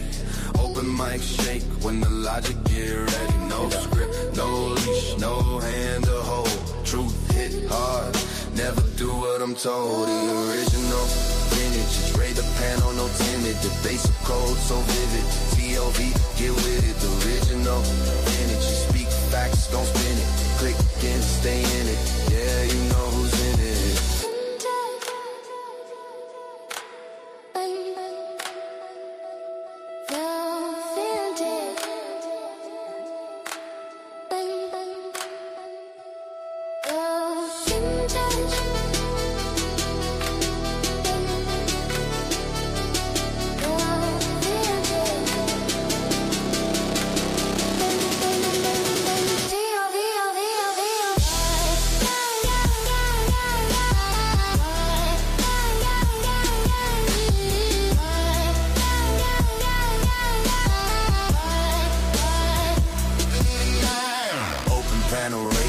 Shop, no savior, yeah.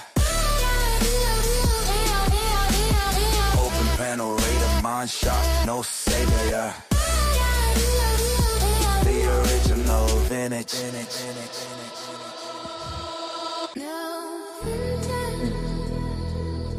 That's it. They only go for 2 minutes. You got on repeat. Wow, repeated straight away. Yeah, Oh yeah, my VLC. Actually, that's what I got to do. You just reminded me. You probably cut the end, like the little bit of time off the end where it's silent. Oh no, I've actually so this one that we're about to play, I've actually figured out because when I've usually been playing it as on the VLC and putting it behind in a window in my stream, but I actually found a way. I'm learning the StreamYard. You can actually load it as a sound asset. So I did a quick test before. I think it sounds a lot better. It's not as echoey. When you say it's a sound asset, what do you mean? So if you're in your StreamYard, you've got like media assets. Yeah. That's what I just did. Yeah. So in the more sounds, and then you add it in there. So before what I was doing is I was actually using it as a share screen, present or invite, and then I would share the VLC window, but it would be I'd then overlap. I'd have like a particular layout down the bottom, which is basically me or some other screen with the VLC window hidden behind it. So I still capture the audio without actually showing I'm playing VLC. Yeah, gotcha. That's what I was, because I thought that's how I was trying to figure out how to do it, and then I figured it out like literally like an hour or two ago. Oh, you can actually put it in there. That makes sense. And so I think that first song, I quite liked the sort of chill vibe, but it was a bit sort of ethereal, so it was kind of carrying me away with the music, and it didn't get me paying attention much to the words. Right. I think later towards the end when it come in with the male voice, that sort of got my attention. But let's try you misogynist. And just a quick FYI, both the songs are the exact same lyrics. Like it's the same lyrics. Cool. It's just a different. It's just a different style. Yeah, Speak did that with the song he wrote about me. He had 2 versions and he played them both, and the one he settled on was by far the better one. Yeah, I do like this one. I'm so far. I like that flamingos. I saw that. Big W flamingos.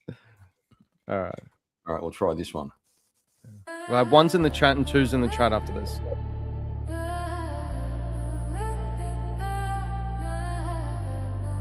You gotta turn it up, man.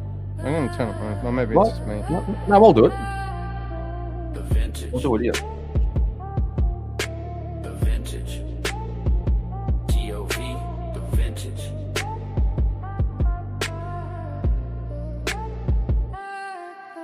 Step in the room. Panels go silent. Lines get crossed, but the mind stay violent. Calm with the words, but the point land heavy. Open mic shake when the logic get ready. No script, no leash, no hand to hold. Truth hit hard, never do what I'm told. The original vintage, raid the panel, no timid, the bass so cold, so vivid. T.O.V. get with it. The original, and it's big facts, don't spin it, click and stay in it. Yeah, you know who's in it.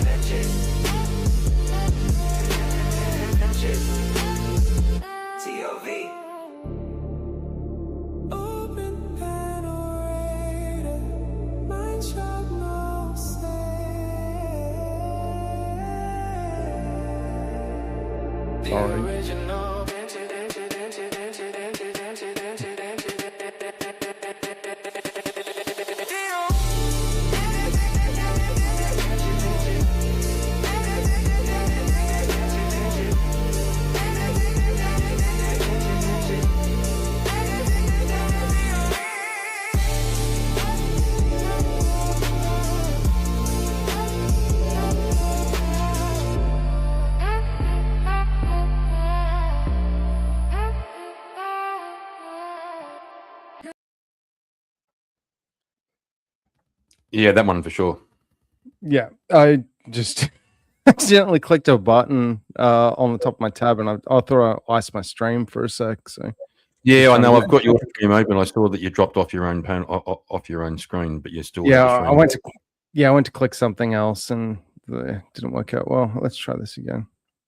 I'm pretty settled with my theme song, kind of. I think you know it. Oh, that looks good. Yeah. That was written for me just as a. No, actually, it was written for me as a theme song. Thanks, by someone who kind of knew me from a couple of years ago. Yeah. And it was pretty accurate. It was pretty accurate. But when I was doing the when I did that impromptu interview with Creedog, because I've been talking about doing these sort of regular, or maybe I haven't told you, a format for the show I want to develop is doing interviews of people. Yeah. I've got a certain angle I want to approach it from. Like just anyone, or do you want to interview anyone, or just people, like certain people? Yeah, I'll start with people around these panels. Okay. So just hit people let's up go. and say, hey, let's go. Let's start. There you go. You see? So I'll put you on my list. So basically, you do an AMA, the vintage AMA. Well, it won't be. Well, I'm thinking of also including the chat, like doing it live and including chat. So that's a good idea. Yeah. And it won't be the usual in chronological order, like how was your childhood and where'd you grow up, and then work your way towards who you are now. Yeah. How bad did your dad beat you? Yeah. So I want to start with the other end and ask people about why they believe what they believe and what made them who they are. Yeah. I've only got 2 questions like that. I prepare for each one, and then the rest of it will be sort of we'll just follow the thread of thinking. So then I had Creedog was up one night and met a few people in chat, and he said, "I'll have a go." So we did like a did like a pilot interview for like an hour and a half. I'm listening. I just realized I'm not going to get work done, so I'm just putting my on. I literally I started the show. I'm like, I'm going to do a bit of work in chat, and it'll be all good. And I literally barely. I've read and responded to 2 emails in the last 50 minutes. So So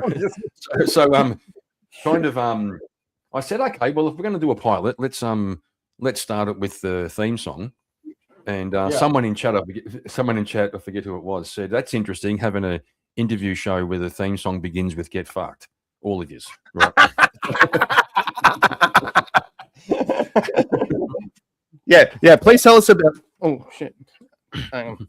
That's my headphones. Please tell us all about yourself. So I'm going to say that the whole show could be like, hey, tell us about your life, and then they get like 3 seconds in, and then you go, "Get fucked, we don't care." Yeah, well, that's I've sometimes played a clip by actually, you could do it similar to like Stone Cold Steve Austin WWE back in the day, where he did like the "What" chant. Did you ever see that? Were you ever into professional wrestling? No. Yeah. So Stone Cold Steve Austin. If anyone in the chat knows about WWE and wrestling, you know who Stone Cold Steve Austin is. And he was like the biggest like hero heel. He actually, in my opinion at least, single-handedly won the war between WCW World Championship Wrestling and WWF, like Vince McMahon and all that, even though Vince is out now because he's a bit of a he's kind of like Epstein light to a degree. But the whole concept of the character of Stone Cold Steve Austin was he's like the worker, the wrestler, and he'd give the middle finger to the boss. He would drink beer, use profanities and all that. And then he came back at one point, it was in the early 2000s, I believe, and he had this whole thing where he would just like repeat what to someone. So how was your day? What? Like, what's the weather like? What? I told you what? And then they keep on like interrupting them constantly. And, Makes me think of there's a comedy. They sold the most amount of t-shirts ever through Stone Cold Steve Austin in his time. It just said what? Yeah, literally it had what? So he was so he had it was all about the broken skull, which was his like his thing. So it'd literally be what in big ass letters with a question mark, and at the end of the question mark, instead of a dot, there was like a skull, a steaming skull. It was really cool. See if I can find it because it was just funny shit. But he did the best promos, and all he would do is say what and just irritate whoever he was talking to. and it makes me think of a stand-up thing by Dennis Leary. You know who he is? He name rings a bell. He got #1 in the hottest 100 one year for his He had a stand-up routine where he was going to introduce this new form of therapy, and it was called "Shut the Fuck Up" therapy. So he goes, someone comes in and says, "My parents didn't love me. Shut the fuck up." Next. Oh, I got bullied at school. Shut the fuck up. Next. No. I'm just thinking if I can find it. Kind of sick.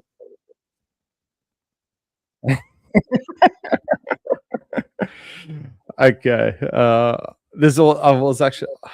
I'm probably gonna get am I gonna get copyright written for that? I don't know. That's what I was wondering. I was gonna say post it in the back. WWF. I'm probably gonna get done for that. Yeah, you probably will. It's a funny promo though, because he basically, there's this dude, what's his name?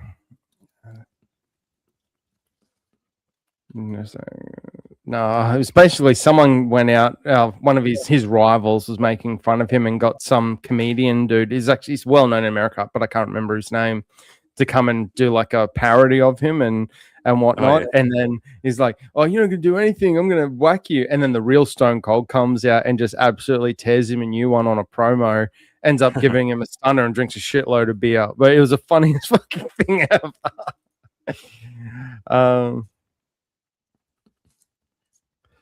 Yeah, all right. I found a quick pic. I'll just see if I can download it. Oh no, that's not the one I was looking for.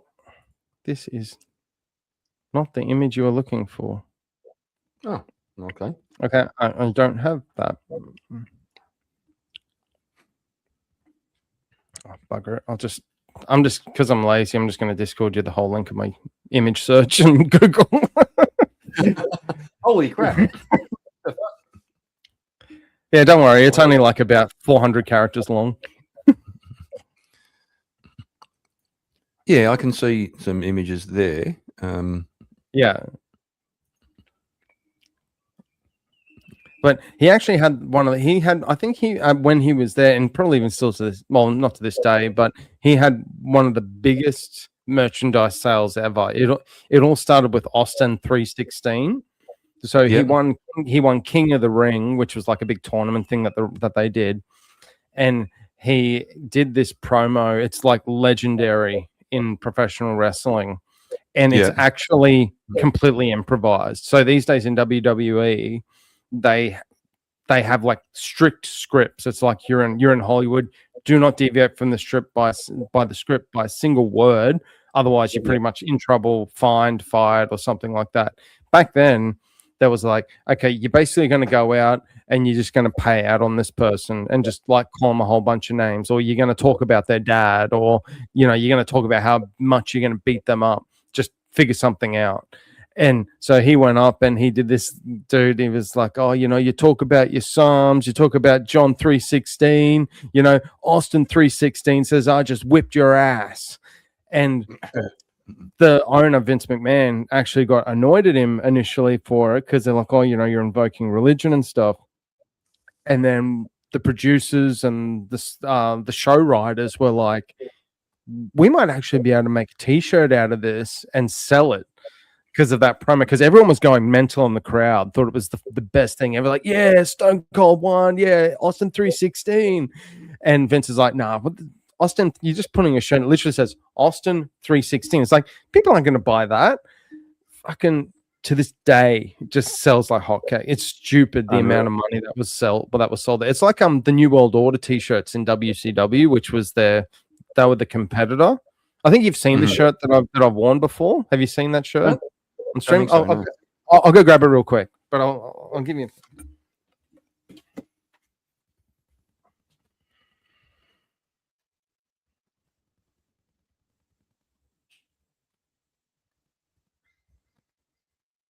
So we're just waiting for Vintage to come back with his T-shirt. We're doing some show and tell, kids. Yeah, the wrestling thing, I've sort of had a peripheral sort of awareness of it, but never really got into it, to tell you the truth. I kind of get the appeal. I could understand people getting into it, but I guess there's only so many things you can get into at one time. And I was into other things. Yeah. So still a little tight. I'm losing a bit of weight again, by the way. I think so I'm I can actually wear this. I've lost like 3 kilos in the last week and a half. I love it. Good so good. Yeah, actually just exercise and go figure. So what do you know? Oh, yeah. Yeah, gotcha. Yeah, so in wrestling, the WCW was started up from Ted Turner, he was like a big media guy, TV channel or TV network, and he saw Vince McMahon, who'd basically bought up all the indie promotions. So Vince bought what is now the WWE, formerly WWF, from his father. I think it was like from like $1 million, which is a shitload at that time. And his dad was like, I'll sell it to you, but I don't want you to run over and go crazy on the other smaller indie promotions, because he was very much a fair sort of business person, his dad. And Vince is like, yeah, no, I'll do it. Yeah, no, I'll respect that. Yep, thanks for letting me buy the company, Dad. Here's your $1 million. And then he turned around and bought all the territories and ran them all out, and then created the WWF. So Ted Turner ended up seeing how big wrestling was taking off, and it was just exploding, and went, we'll just create our own brand. And Ted Turner had like basically a unlimited wallet. He had like a bottomless pit of cash. So he was buying out all the big superstars from WWF at the time and brought them over to WCW. And then that's what started what they called the Monday Night Wars. So the Monday Night Wars were basically, we're going to go head to head. WWF is going to play on TV at the exact same time slot as WCW. Yeah. They brought it, and the WCW ended up folding, and Vince bought them out. That was in 2000 or something. He bought them out for something like $6 million. It was an absolute pittance of what they should have got. Yeah. And because they basically, Ted Turner just used too much money. And he gave guaranteed contracts and said, yeah, even if you don't work, I'll still pay you $3 million a year. And the executives and Turner and his company ended up getting bought out. So they basically, as part of the buyout, the other companies within the conglomerate basically expensed everything through that promotion. Yeah. And then went, it's a dead dud and it's bullshit and we don't need it. Just get rid of it. It's hurting our stock prices. Because for all the executives in this buyout, they had to make the balance sheet as good as possible. And they basically buried WCW. And then Vince was like, I'll buy you out.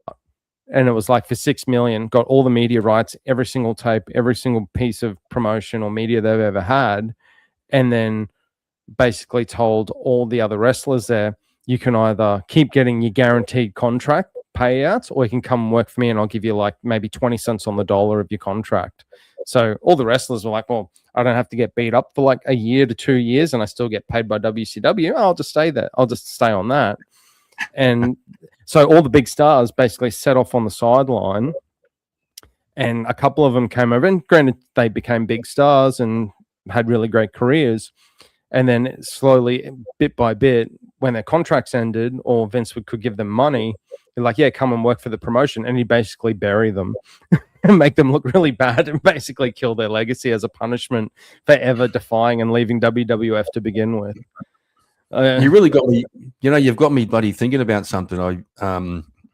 You were saying before how about just having 316 can become a huge seller. Like the bloke back in the 70s who came up with the smiley face, like the two dots and the smile. Yeah. Made millions. It's like the pet rock. It's like the pet rock. Well, I'll tell you, I once had a little burgeoning. I thought it was gone. I looked it up. I used. Have you heard of the Wayback Machine? It's a website it's a website that's called waybackmachine.com. It keeps a history, it archives the internet. So if you put I made a website. There must be a lot of X-rated shit on that. Mate, I made a website back in 2006, and I thought it was gone forever. I just pumped it into the Wayback Machine. The fucking thing's still there.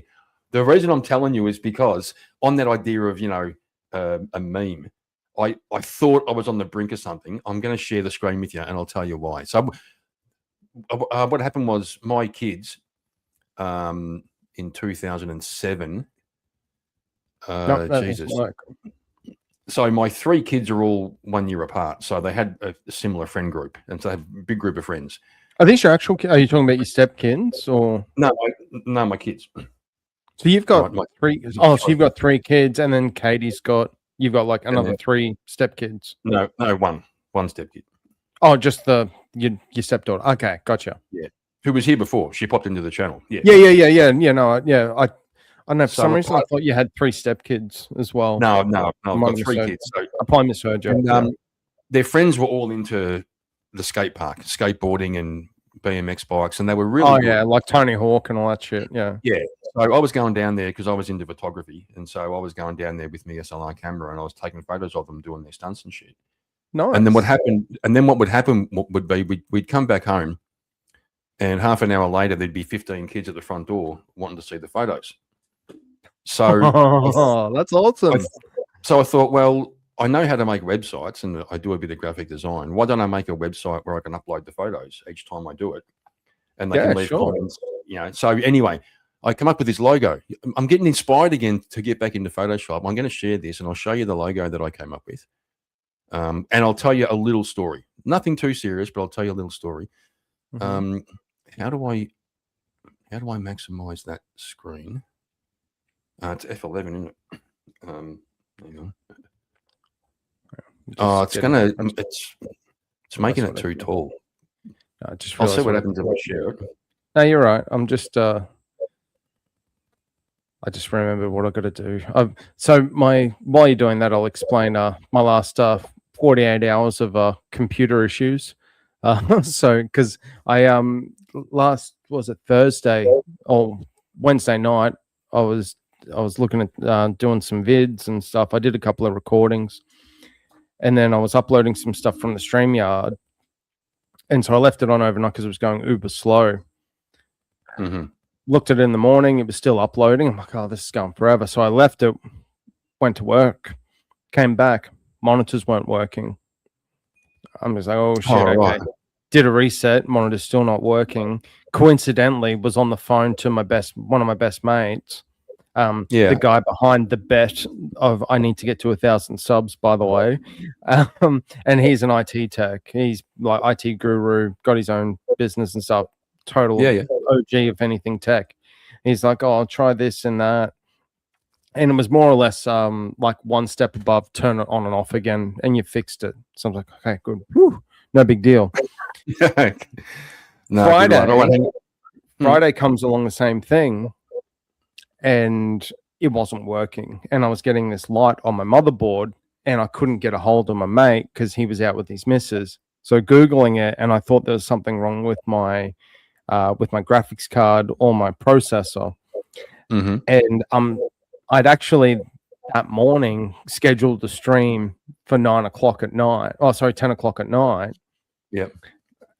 And yeah, ended up being like an hour late to it, but I'd actually posted in my YouTube, oh yeah, sorry, I don't think I'm gonna make it, and PC issues. On my phone, I was listening to Teriak. I ended up having Teriak like hoisted on my phone on one monitor, and he's like, "Oh, I'm bringing vintage." And it literally, if you go back to the Teriak stream, there, I turn up on the stream, and I'm literally there, and my PC is on my desk here in the box, and I'm like going into it. Oh, what the hell? And then I finally got one screen up, so I was able to go through the BIOS, and I'm like, then I lost it, had no screens again. Took me another 15 minutes, got a screen back, went back into the BIOS, changed a whole bunch of random shit, and I don't even know what the hell I did, but I got it working. So I was able to have the stream. Yay. Good. But I took it into PC Hospital yesterday afternoon, and yeah, I definitely need an upgrade. Okay. Yeah, like an upgrade to the point where so I could get like a middle of the road graphics card, and it would increase like maybe 30-40%. But if I put in like just a normal amount of money, like for a good GPU, probably like $1,000. And I was like, okay, well, what's that compared to what I have now? And they're like, oh, well, based on all the stats, like there's like an online website thing, and where you compare parts. That one GPU would upgrade my performance on my computer by 91%. So I'm like, I think that's what I'm getting next, but I'm waiting. I've got a big purchase coming up, so I've decided I'm going to hold off until that. It still works, but I'll get to once that happens, I'm definitely upgrading. But Yeah, I decided. I still need to get to 1,000 subs, even with a minute, bullshit computer, because I don't want to lose that bet. I really don't want to lose it. I keep getting reminded. It's not fun. I'm like, no. I decided to a few months ago to fork out the money. I ordered the custom computer and got the whole. I mean, this thing's a fucking beast. And yeah, you'd be surprised now. RAM sticks. Now, I was talking to. I already knew it, but because my mate Pete mentioned it when he was helping me with the computer. He's like, you don't want it to be a RAM issue right now.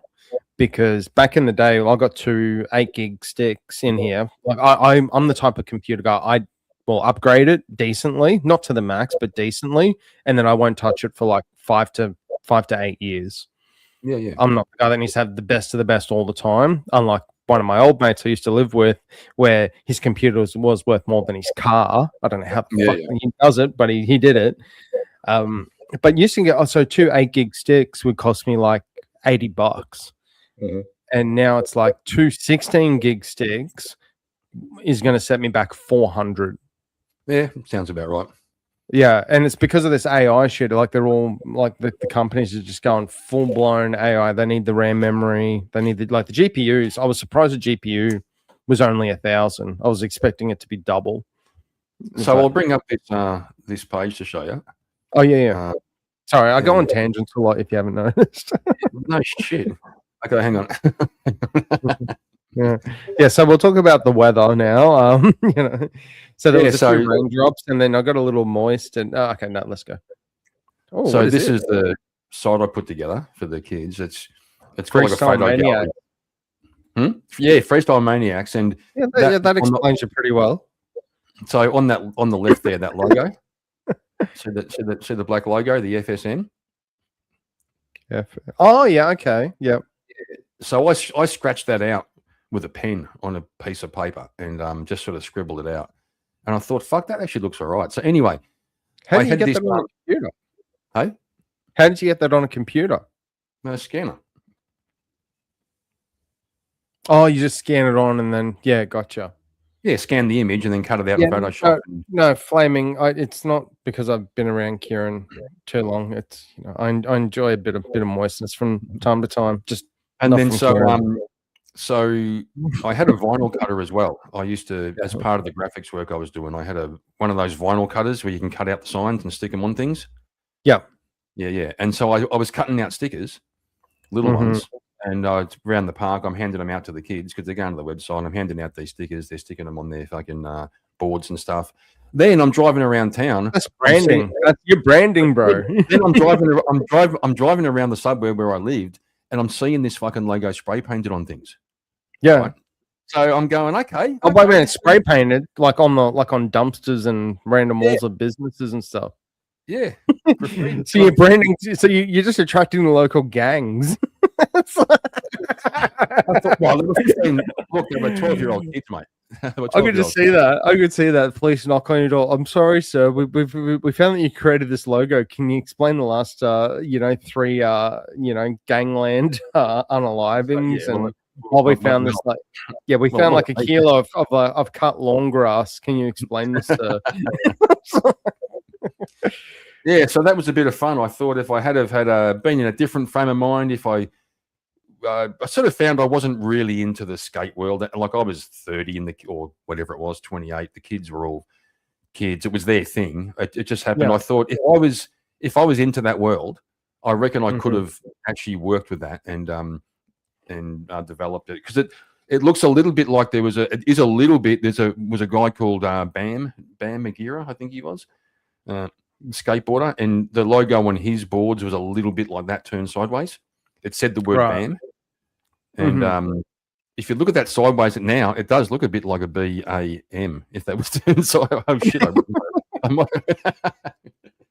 Anyway, it's all about the brand. It's about the branding. You get someone that hooks, that people look at it and go, "Yeah, that reminds me of this." Yeah. That's half the advertising battle. And granted, I'm actually pretty shitty at advertising. I'm not going to lie. I'm trying my best with like the music and the other stuff. Things actually, how those things can start from nowhere. I saw the band members from Kiss. I don't know if it was Gene Simmons or Ace Frehley talking about their logo. The KISS with the S's. Yeah. He said that he drew that. Also, they were sitting around one night and he drew it on a bit of paper or a napkin, just using a ruler. And he said they scanned the original. They scanned the original drawing, and even in his original drawing, the bottom of the S's, one of them got a bit wider at the bottom than the other. And he said that persisted all the way through their massive shows where they had lights and neon and fucking big signs of Kiss. They were still using that original drawing, which had the error in it. It becomes like a legacy. It's like that's what it was going to be. No, but like if Kiss at some point in their career, like once that took off, if they try to change their logo to something else, or change the design, it would only probably piss off their audience, because they're like, "What are you doing? Like, why are you messing with?" It's like, if it ain't broke, don't fix it.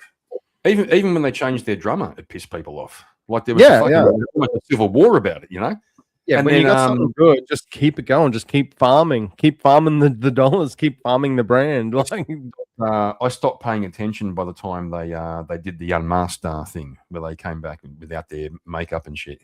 Oh, yeah. See, that just kills it. Like that's who they are. It's like, they're not as with face paint and long tongues and all that shit. It's like, they come back and it's like, some random dude. Like, that's it. That's it. Yeah. Yeah, I thought the same thing. Well, I'm going to play something else. I've got to go and fill up my cup again. I'm on this fake coffee. I'm trying to cut down how much coffee I drink. So I've got this sort of fake coffee that sort of keeps me going. I was going to actually show you, just because I know we only briefly spoke about it before, but I wanted to give you a bit of a taste of the Bub Games, the Australian Grand Theft Auto dude, just to get your First Amendment and Fourth Amendment arguments, just to see if you thought he might, if he plays the role decently.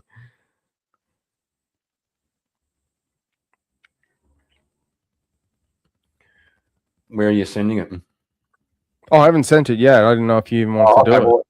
Oh no, I'll run this one, because earlier on, I don't know if you were here. We were talking about like free speech. Well, you do. Well, if you want to come up, maybe I'll do it on my stream and later on, and do your thing now. So I got this earlier on. I was playing Isaac Butterfield talking about the free speech laws in Australia. What's been going on? I've seen that video. Yeah, I've seen that video. I actually follow Isaac. I've been to his show. He was I traveled down I traveled down to see him on the Sunshine Coast. It was about a year and a bit ago. I got his book. I got a VIP ticket to meet him and get his book, which is very good. It's an amazing book if you guys haven't got it. So I've got another angle on it, which is the I like it. It's the other side. It's a YouTube Australian news channel. They take a conservative a bit. I don't know if they're part of Sky News, but they're very similar. Lefties losing it. That's Sky News. Yeah. This is the other side. I'm not sure if they're associated with Sky, but they would fit right in there. So they're just gotcha. They're just talking about these new laws as well. So I'll just play this for a little bit, just so we can get on to a little bit back to. That's cool. I just wanted to sort of cap it up and sort of compare this or put it alongside Isaac's, because he's like the comedian. He has some pretty good takes, but the one thing I'd say about Isaac, before you play, I'll mention, because I did meet him in that VIP, and I've been in the comedy world. You know, it was probably about a decade ago now, but I still know a few people in it, and it's really not changed much. If anything, it's got worse in terms of how left-leaning and it's become. But the one thing I said to him, because it's ultimately why I stopped doing open mics and never thought to make a career out of it, even though, granted, it wasn't that funny to begin with, in the stand-up thing. But I'd say, let's say you're in a community and you've got a whole bunch of people and they disagree with you on an ideology perspective, and they're shutting you out of doing open mics. They won't have you on their shows. Like, how do you get out there? And he's like, do you still get out there? And I'm like, yeah, but not as much as I'd like. And he's like, I'm like, so what do I do when I get that opportunity? What do I do? And he's like, just don't give a fuck. Yep. And I'm like, what do you mean? He's like, don't give a fuck about what they think, because if you're funny and you're getting the laughs and the views, and then you're not there and the crowds are shrinking, two things are going to happen. Either that show's going to wither and die, or they're going to realize they need you because people want to see comedians, not a propaganda 5-minute set from a comedian that just wants to bullshit about politicians that they don't like. My dogs are being retards at the moment. Hang on, you can probably hear them. I did very briefly. They probably agree with me. All right, let's play this. Hang on a second. You're good. I haven't seen this one yet, so I'm kind of keen to check it out. Hang on, here we go. Sure.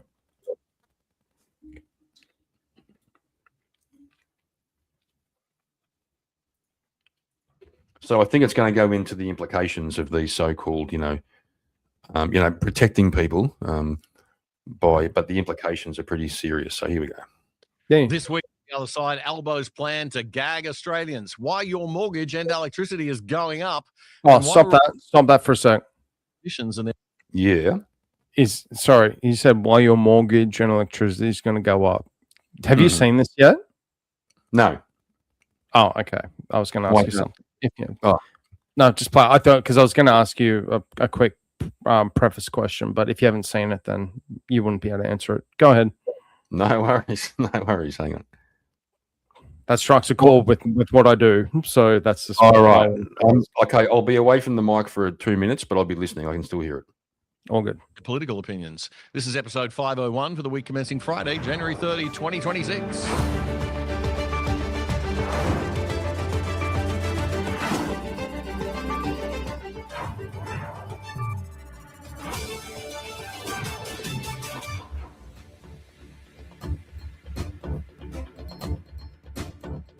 Great to be back for the new year. I feel like it's going to be a big one. Just 1 second. I'm having a brain fart. How do I turn off my fucking camera for a second? Shit. I do it all day long.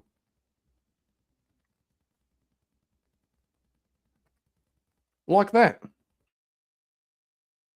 Under one heck of a cloud, though, because over the holidays, the most draconian and purely evil censorship laws ever seen were introduced in this once free country of ours. It is going to impact what I can say and what we can discuss and report on. And let me be clear, that is simply outrageous and not in the least bit okay in Australia. It's a disgrace that the Labor Party introduced these laws, and it's an outrage that the Liberal Party didn't scream and fight like crazy against them. These laws are different because they put bureaucrats, public servant management types, above the courts and, in a sense, above the law, as it used to stand anyway. James Glisson is an Aussie lawyer with a fantastic YouTube channel in which he makes legal matters easy to understand for ordinary folk like me. And he's done a great job of explaining just why these so-called hate speech laws are so very dangerous and very different from what we've seen already. Most reporting on these new laws has been dangerously superficial. They talk about hate speech versus safety. But under the hood, something fundamental has been broken. Traditionally, the law acts like a courtroom drama. You have a crime, an investigation, a trial, proof, and then punishment. But these laws have killed that sequence. The new model is risk, intervention, consequence. We're moving from a system based on what you did to a system based on what somebody thinks you might do. Hang on. That is absolutely terrifying. It uproots one of the most fundamental aspects of our entire legal system. In the old world, the state had to prove that you committed a crime before they could punish you. Now, consequences can arrive before guilt is established, before a trial takes place. In fact, there doesn't need to be a trial at all. You get banned because authorities decide you might be a risk. You find out after the consequences have landed, and then, and only then, can you try and challenge it. Groups can now be listed as terrorist organizations or hate groups without a single member being convicted of a crime. Once that listing happens, criminal offences attach to it. Surveillance powers activate and visas can be cancelled. And no jury and no judge decides this. The key question has shifted from did you do it to do authorities think harm might occur? That is a predictive system, not a judicial one. So now we see just how utterly horrible these laws actually are and why free speech activists and civil liberties lawyers are freaking out. But it gets even worse. James Glisson says that the biggest decisions will be made inside government offices, not courtrooms. Bureaucrats will decide who's guilty of this pre-crime without any of the usual breaks and... Where have I heard that before? Bureaucrats. Yeah, it's absolutely it's so bad. Yeah, no, it's really bad. And the thing is there's going to be a major political shift. I actually said it on one of my streams. I think it was don't know if it was the TGIF one. It might have been the one before. What I predicted, and I said to everyone at that time, and I'll say the same thing now, and you can clip this. I dare you to clip it. There is going to be one of the biggest seismic political shifts in Australia in 2028, the likes of which you have never seen. It will go next level crazy. I'm not convinced. Reason I'm convinced is because we're not in 2028. We're at the beginning of 2026. There's still a lot of time to put more powder in the keg before it explodes. Yeah, I don't know. People are getting jack of it. The thing is that the way that the political leanings are going even now, Labor will never call an early election. You only call an early election if you know that you got the support and that it's a slam dunk. It's the absolute opposite right now. The only problem they have is that, the problem that we have, as voters, is who to go to. Yeah, right. Yeah. Because right now, because it used to be like, take it back 5 years ago, you're either, if you're on the left, you're in Labor. If you're on the right, you're LNP, like the Liberal Party, which I always find interesting because the Liberals over in America are actually the leftists. I know. I explained. But they were the two. They were the two people, like the two big daddies of parties, and then the rest, like the Independents, the Greens, and One Nation, were preferences and basically used as, soldiers for the cause. So, like the Greens would be the soldiers for the Labor government, the One Nation would be the soldiers for the LNP, and they'd use their preferences. The Teals are more so left leaning, but let's be generous and say 50-50. Now what you're seeing is, and especially off the back of this vote and how this all happened, a lot of people that I've come across and that I've spoken to that were previously on both sides of the aisle, Labor or Liberal, they're both going, the Liberal, like the LNP, the National, like the Liberal Party, they're basically Labor light. They see them as one now. There's no division. There's no one side or the other. It's like these two have formed an alliance. And so if you didn't like the Liberals, you go for Labor, but if you don't like the Labor, you'd like the. Now it's like, well, if you don't like the other side, it's basically, hey, you're forming an alliance with our opponent. Like, what are you doing? Yeah, here? I know. It's And sort that's of, where One Nation is surging right now. yeah. And I'd like to see One Nation. yeah. Can you just bring that up? Bring that up on your chat. What Flaming just said, because I think that's exactly the point I'm about to make. No, the next one. Yeah, it is that One Nation is starting to. They're starting to really bring people into the fold that aren't sure about either side.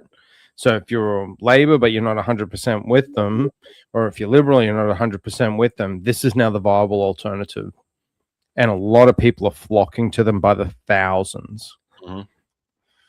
I'd love If to this see keeps, if it keeps going at this trajectory, you will see a One Nation leadership. Pauline Hanson will be the next Prime Minister if they keep this up.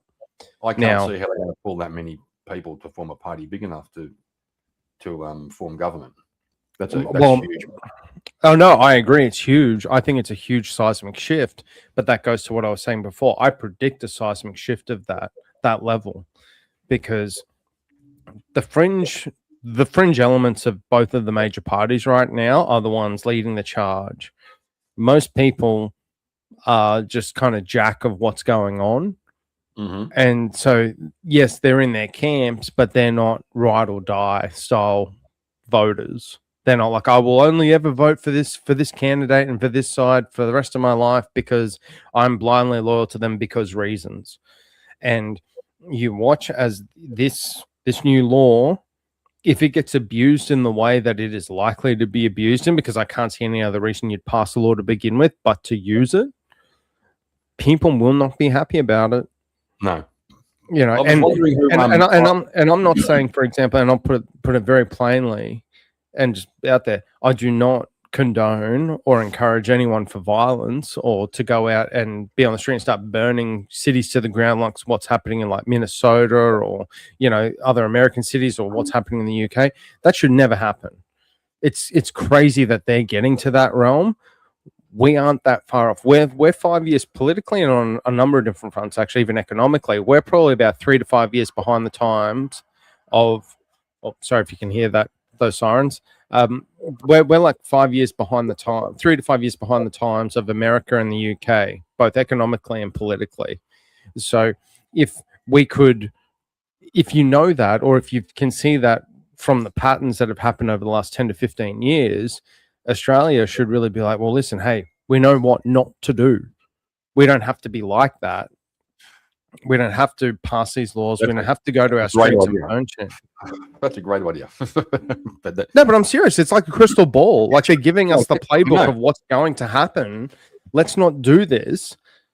But you see the same thing. But you see the same thing when it comes to immigration. You have immigrants who have come here from communist countries, and they say to us, like, we like they try and warn us, like we lived through this, and what's happening now in Australia is what happened to us in the early stages.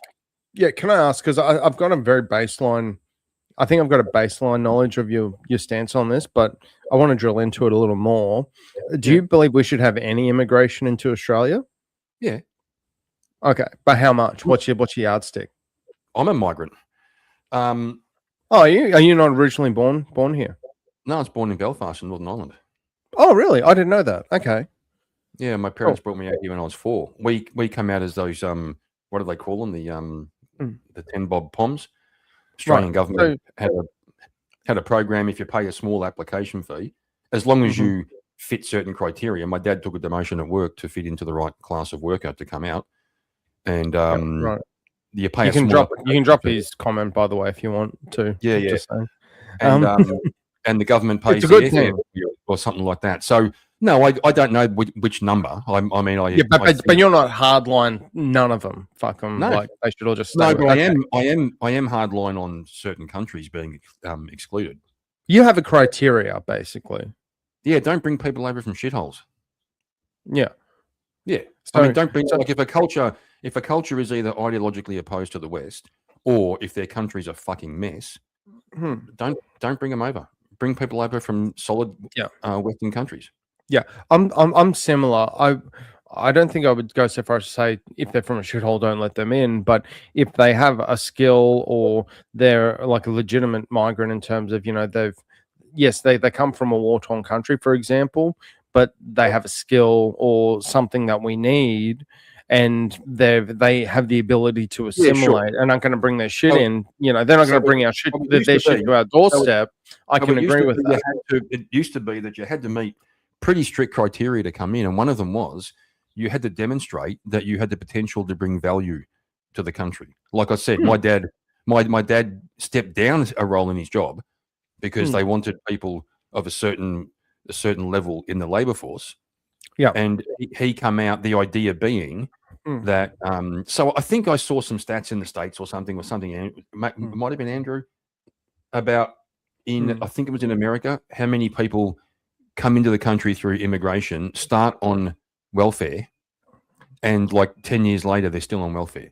Yeah, that shouldn't happen. If you have to come here and be on welfare from day dot, you're not providing value. You're just becoming a drain. When I say don't bring people in from shithole countries, I'm being a bit hyperbolic. What I mean is vet potential immigrants so that they are going to bring value. Otherwise, why are you doing it? Yeah, like the one thing I would say when it comes to immigration, like bringing a skill, I would say certain laborers, construction, plumbing, and trades need to be brought in right now, because if you take the Labor government's stance that they had, I know it's out of the news cycle, has been for probably a good few months now at least, with the housing market here, where it's just gone completely next level batshit insane because of the supply demand issue. Well, you say you want to build 1 million houses in 4 years, so that's 250,000 homes a year, for example. We've never had that level of builds, and we've never had that level of capacity just with all the trades and all the peoples to actually make that physically possible. There's not enough people to actually build that fast, even if you wanted to. Yeah. So they've made a really great idea, and granted, it is great. If you can build 1 million homes in 4 years, fucking A, that's a great thing. But they've got, and it sounds really great to the people. We'll build 1 million homes in 4 years. That'll, and it'll curb the supply demand issue, and housing will become somewhat reasonable. But they haven't given any foresight to how they're actually going to execute that. I would argue they didn't have a plan to begin with. It was we're going to say this and it'll make us sound great and people will vote for us. Yep. And now we're at a point where you're going to make a goal that's unattainable even at the peak of when we had as many tradespeople to actually be able to do what you're suggesting, and we're not actually at that level currently as of today. Like, well, also, back in the when was it, the 50s or whatever it was, they had the Snowy Hydro, the Snowy Mountain River hydro plant. The big electricity generator up in the mountains. It was like required an absolute army to build it, and that was mostly built on migrant labor. They shipped all these people out, accepted them in. They had jobs for them. To build infrastructure. Yeah. The thing is, with laborers and construction, though, and I don't know if this is an American thing or not, but when I hear it from Americans and I watch Americans talk about this, they're like, "Oh, we don't want to bring Mexicans in to do like our laboring jobs and dig holes and shit, because they're menial tasks." If you ever seen a laborer or a construction person, a plumber, an electrician in Australia, they're on a fucking good wicket. That's a skill in high demand. Yeah, and they make 100, 150. I actually had a client. He's a construction rigger, and he makes $230,000 a year, and he's in his mid-20s. Well, it's like, if you've seen construction workers insane. And road workers in Pakistan, man, like, come out here, and it's fucking gold. You get an opportunity to really do something. So I think also. The other thing is, it used to be at least that doctors, someone like a doctor, someone or an engineer with a qualification coming from overseas, even though they had a qualification in their own country, they were welcomed in, but they had to ratify their qualifications here because of different standards, right? So they do that in medical. They do that in medical here. My girlfriend's seen that. Well, that's what I'm talking about. Is the whole notion used to be, if you're going to come to a new country, The idea is that you contribute and that you help Yeah. to build the country. When you're simply doing it out of an emotional response to appease the left and say we aren't racist and therefore we're going to take in all these people. The other one I think is that's tricky, and the only way to do it is a hardline approach. There are some ideologies that don't mesh at all. They're diametrically opposed to the values of a Western country. Yeah, you could argue that, but then that's why this law's been passed, though. That's where that's the tricky part, because it's like, who decides that? Well, it ends up sounding like racism because you can't really assess people on their beliefs or their ideologies, for example. Oh, I agree, but they do. But if you do know that the vast majority of people in a particular country lean that way, it's a hard line. Appreciate you. It's a hard line approach, but I could see an argument being made for don't bring people in from there. And I mean, it's like you said about having the crystal ball. Look at London. Look at France. Yeah, you just look at patterns. Like I'm very pattern. I'm pattern orientated, like as a human being, and that's why I do really well with what I do. Even though it's the funniest thing. I failed maths. I failed accounting. I was really great at economics for some reason, but somehow I became a student council treasurer, and then I made more money as a student council treasurer than I had than any student council treasurer for the last 5 years combined. Mm-hmm. Now. And I almost got expelled because I was negotiating with Coke in the principal's office. But I'll tell you that story another day. But the point being is that what you learn in school is not necessarily how your fate or how you're going to end up being down the road. Yeah. I would, if when I graduated high school, if you said I'd be in the career that I'm in, and I'm now business owner, and I'm in this industry, they'd have laughed you out the door in 2 seconds. They'd be like, you are like, there aren't enough drugs for us to take to realize or to accept that that's even a distinct possibility. But the point being is that if people are willing to learn and adapt and go into different trades or try something that's actually going to contribute and you're going to create value and money, let them. But if you're just gonna jump over and be like, oh, we're gonna do something, well, we've got a skill that another 2 million people in our country can do. That's nice, and I'm glad that you got that skill, but we actually don't need it. So kind of soz, bro. It just, and it annoys me that I don't know the stats now, but I think I looked at it it's very old data. It would have been probably 2021 might have been the last time I looked at the stat. Yeah. About 31 cents in every dollar of taxpayer money is virtually wasted. I believe that. Like through like admin, through HR bullshit, through projects they've started, never finished, and never produced anything, or a combination of everything. And it's like, so imagine if you pay, let's say you pay $30,000 in tax for the year. 10,000 of that just goes into the ether, a black hole. Imagine if I could have kept that $10,000, how much more could I have contributed to the economy? I could have, for that extra 10 grand, if I'm being selfish about it, I could have bought a TV. I could have bought an oven. I could have bought a car, and that would help contribute between all those businesses to stimulating the economy and people creating jobs, people therefore creating wages, which creates more taxes. That would be amazing.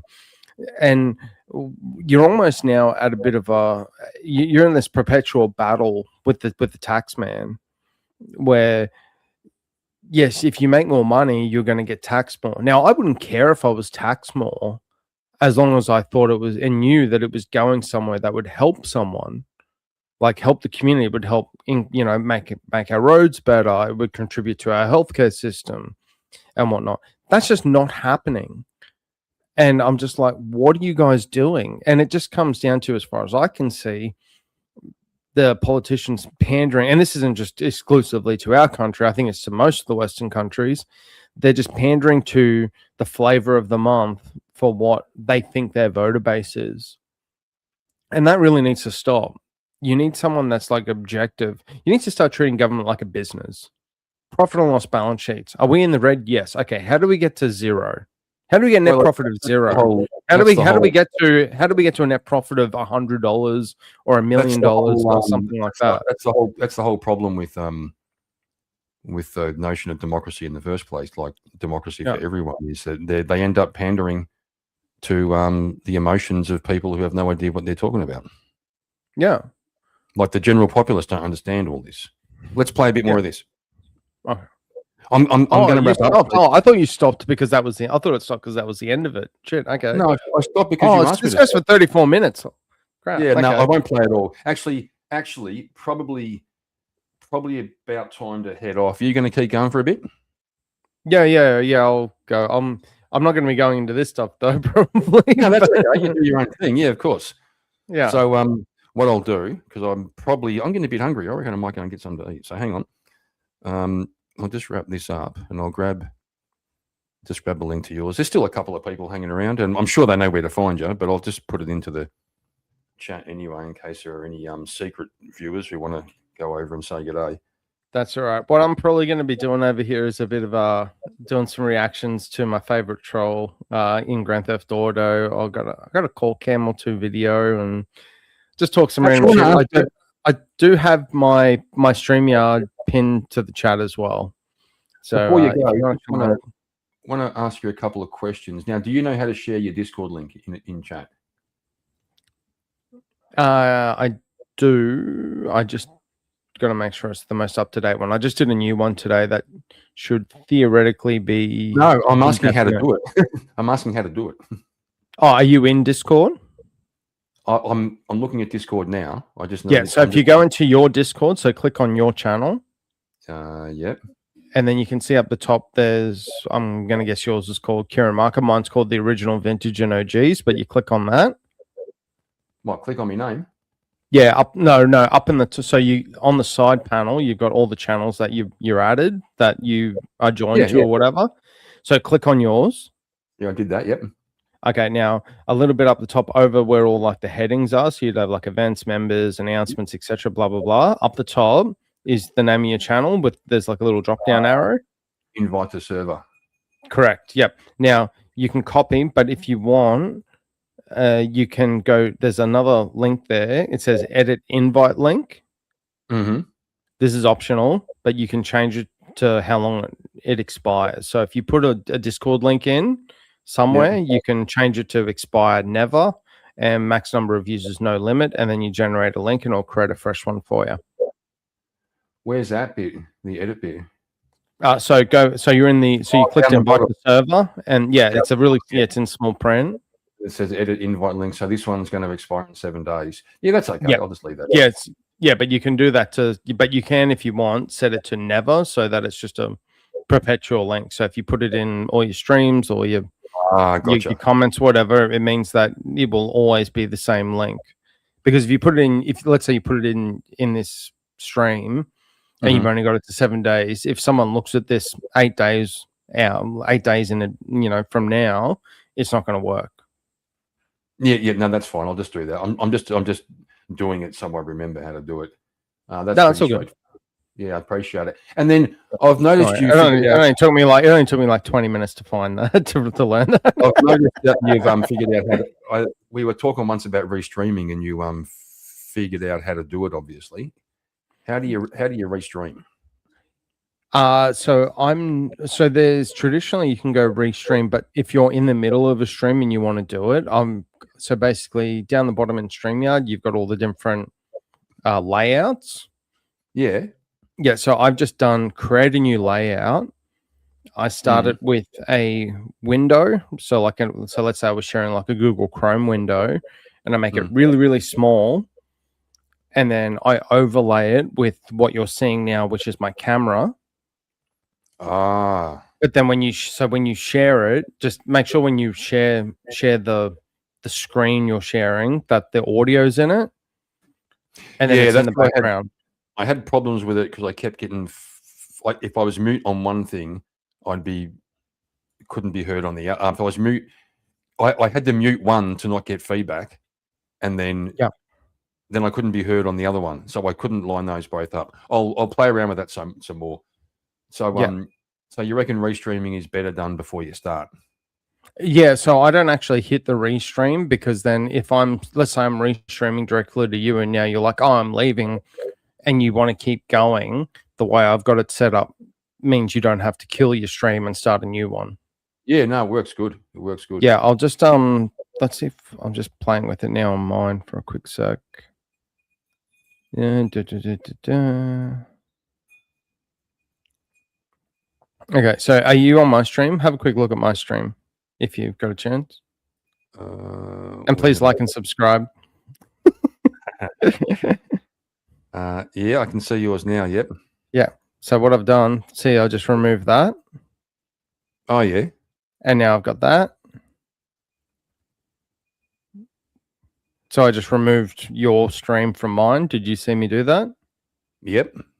Yeah. So the reason I'm able to do that is because and I'll just do that, for example.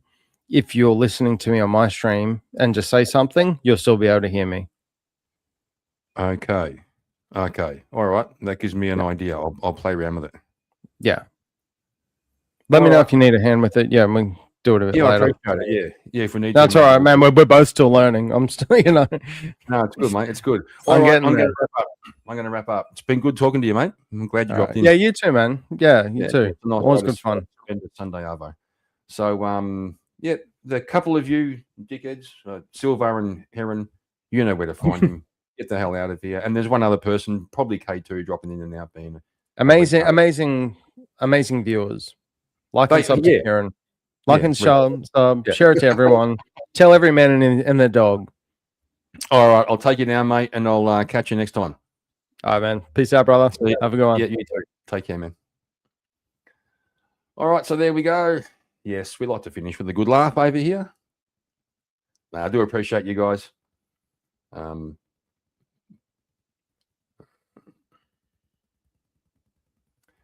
So I reckon I'll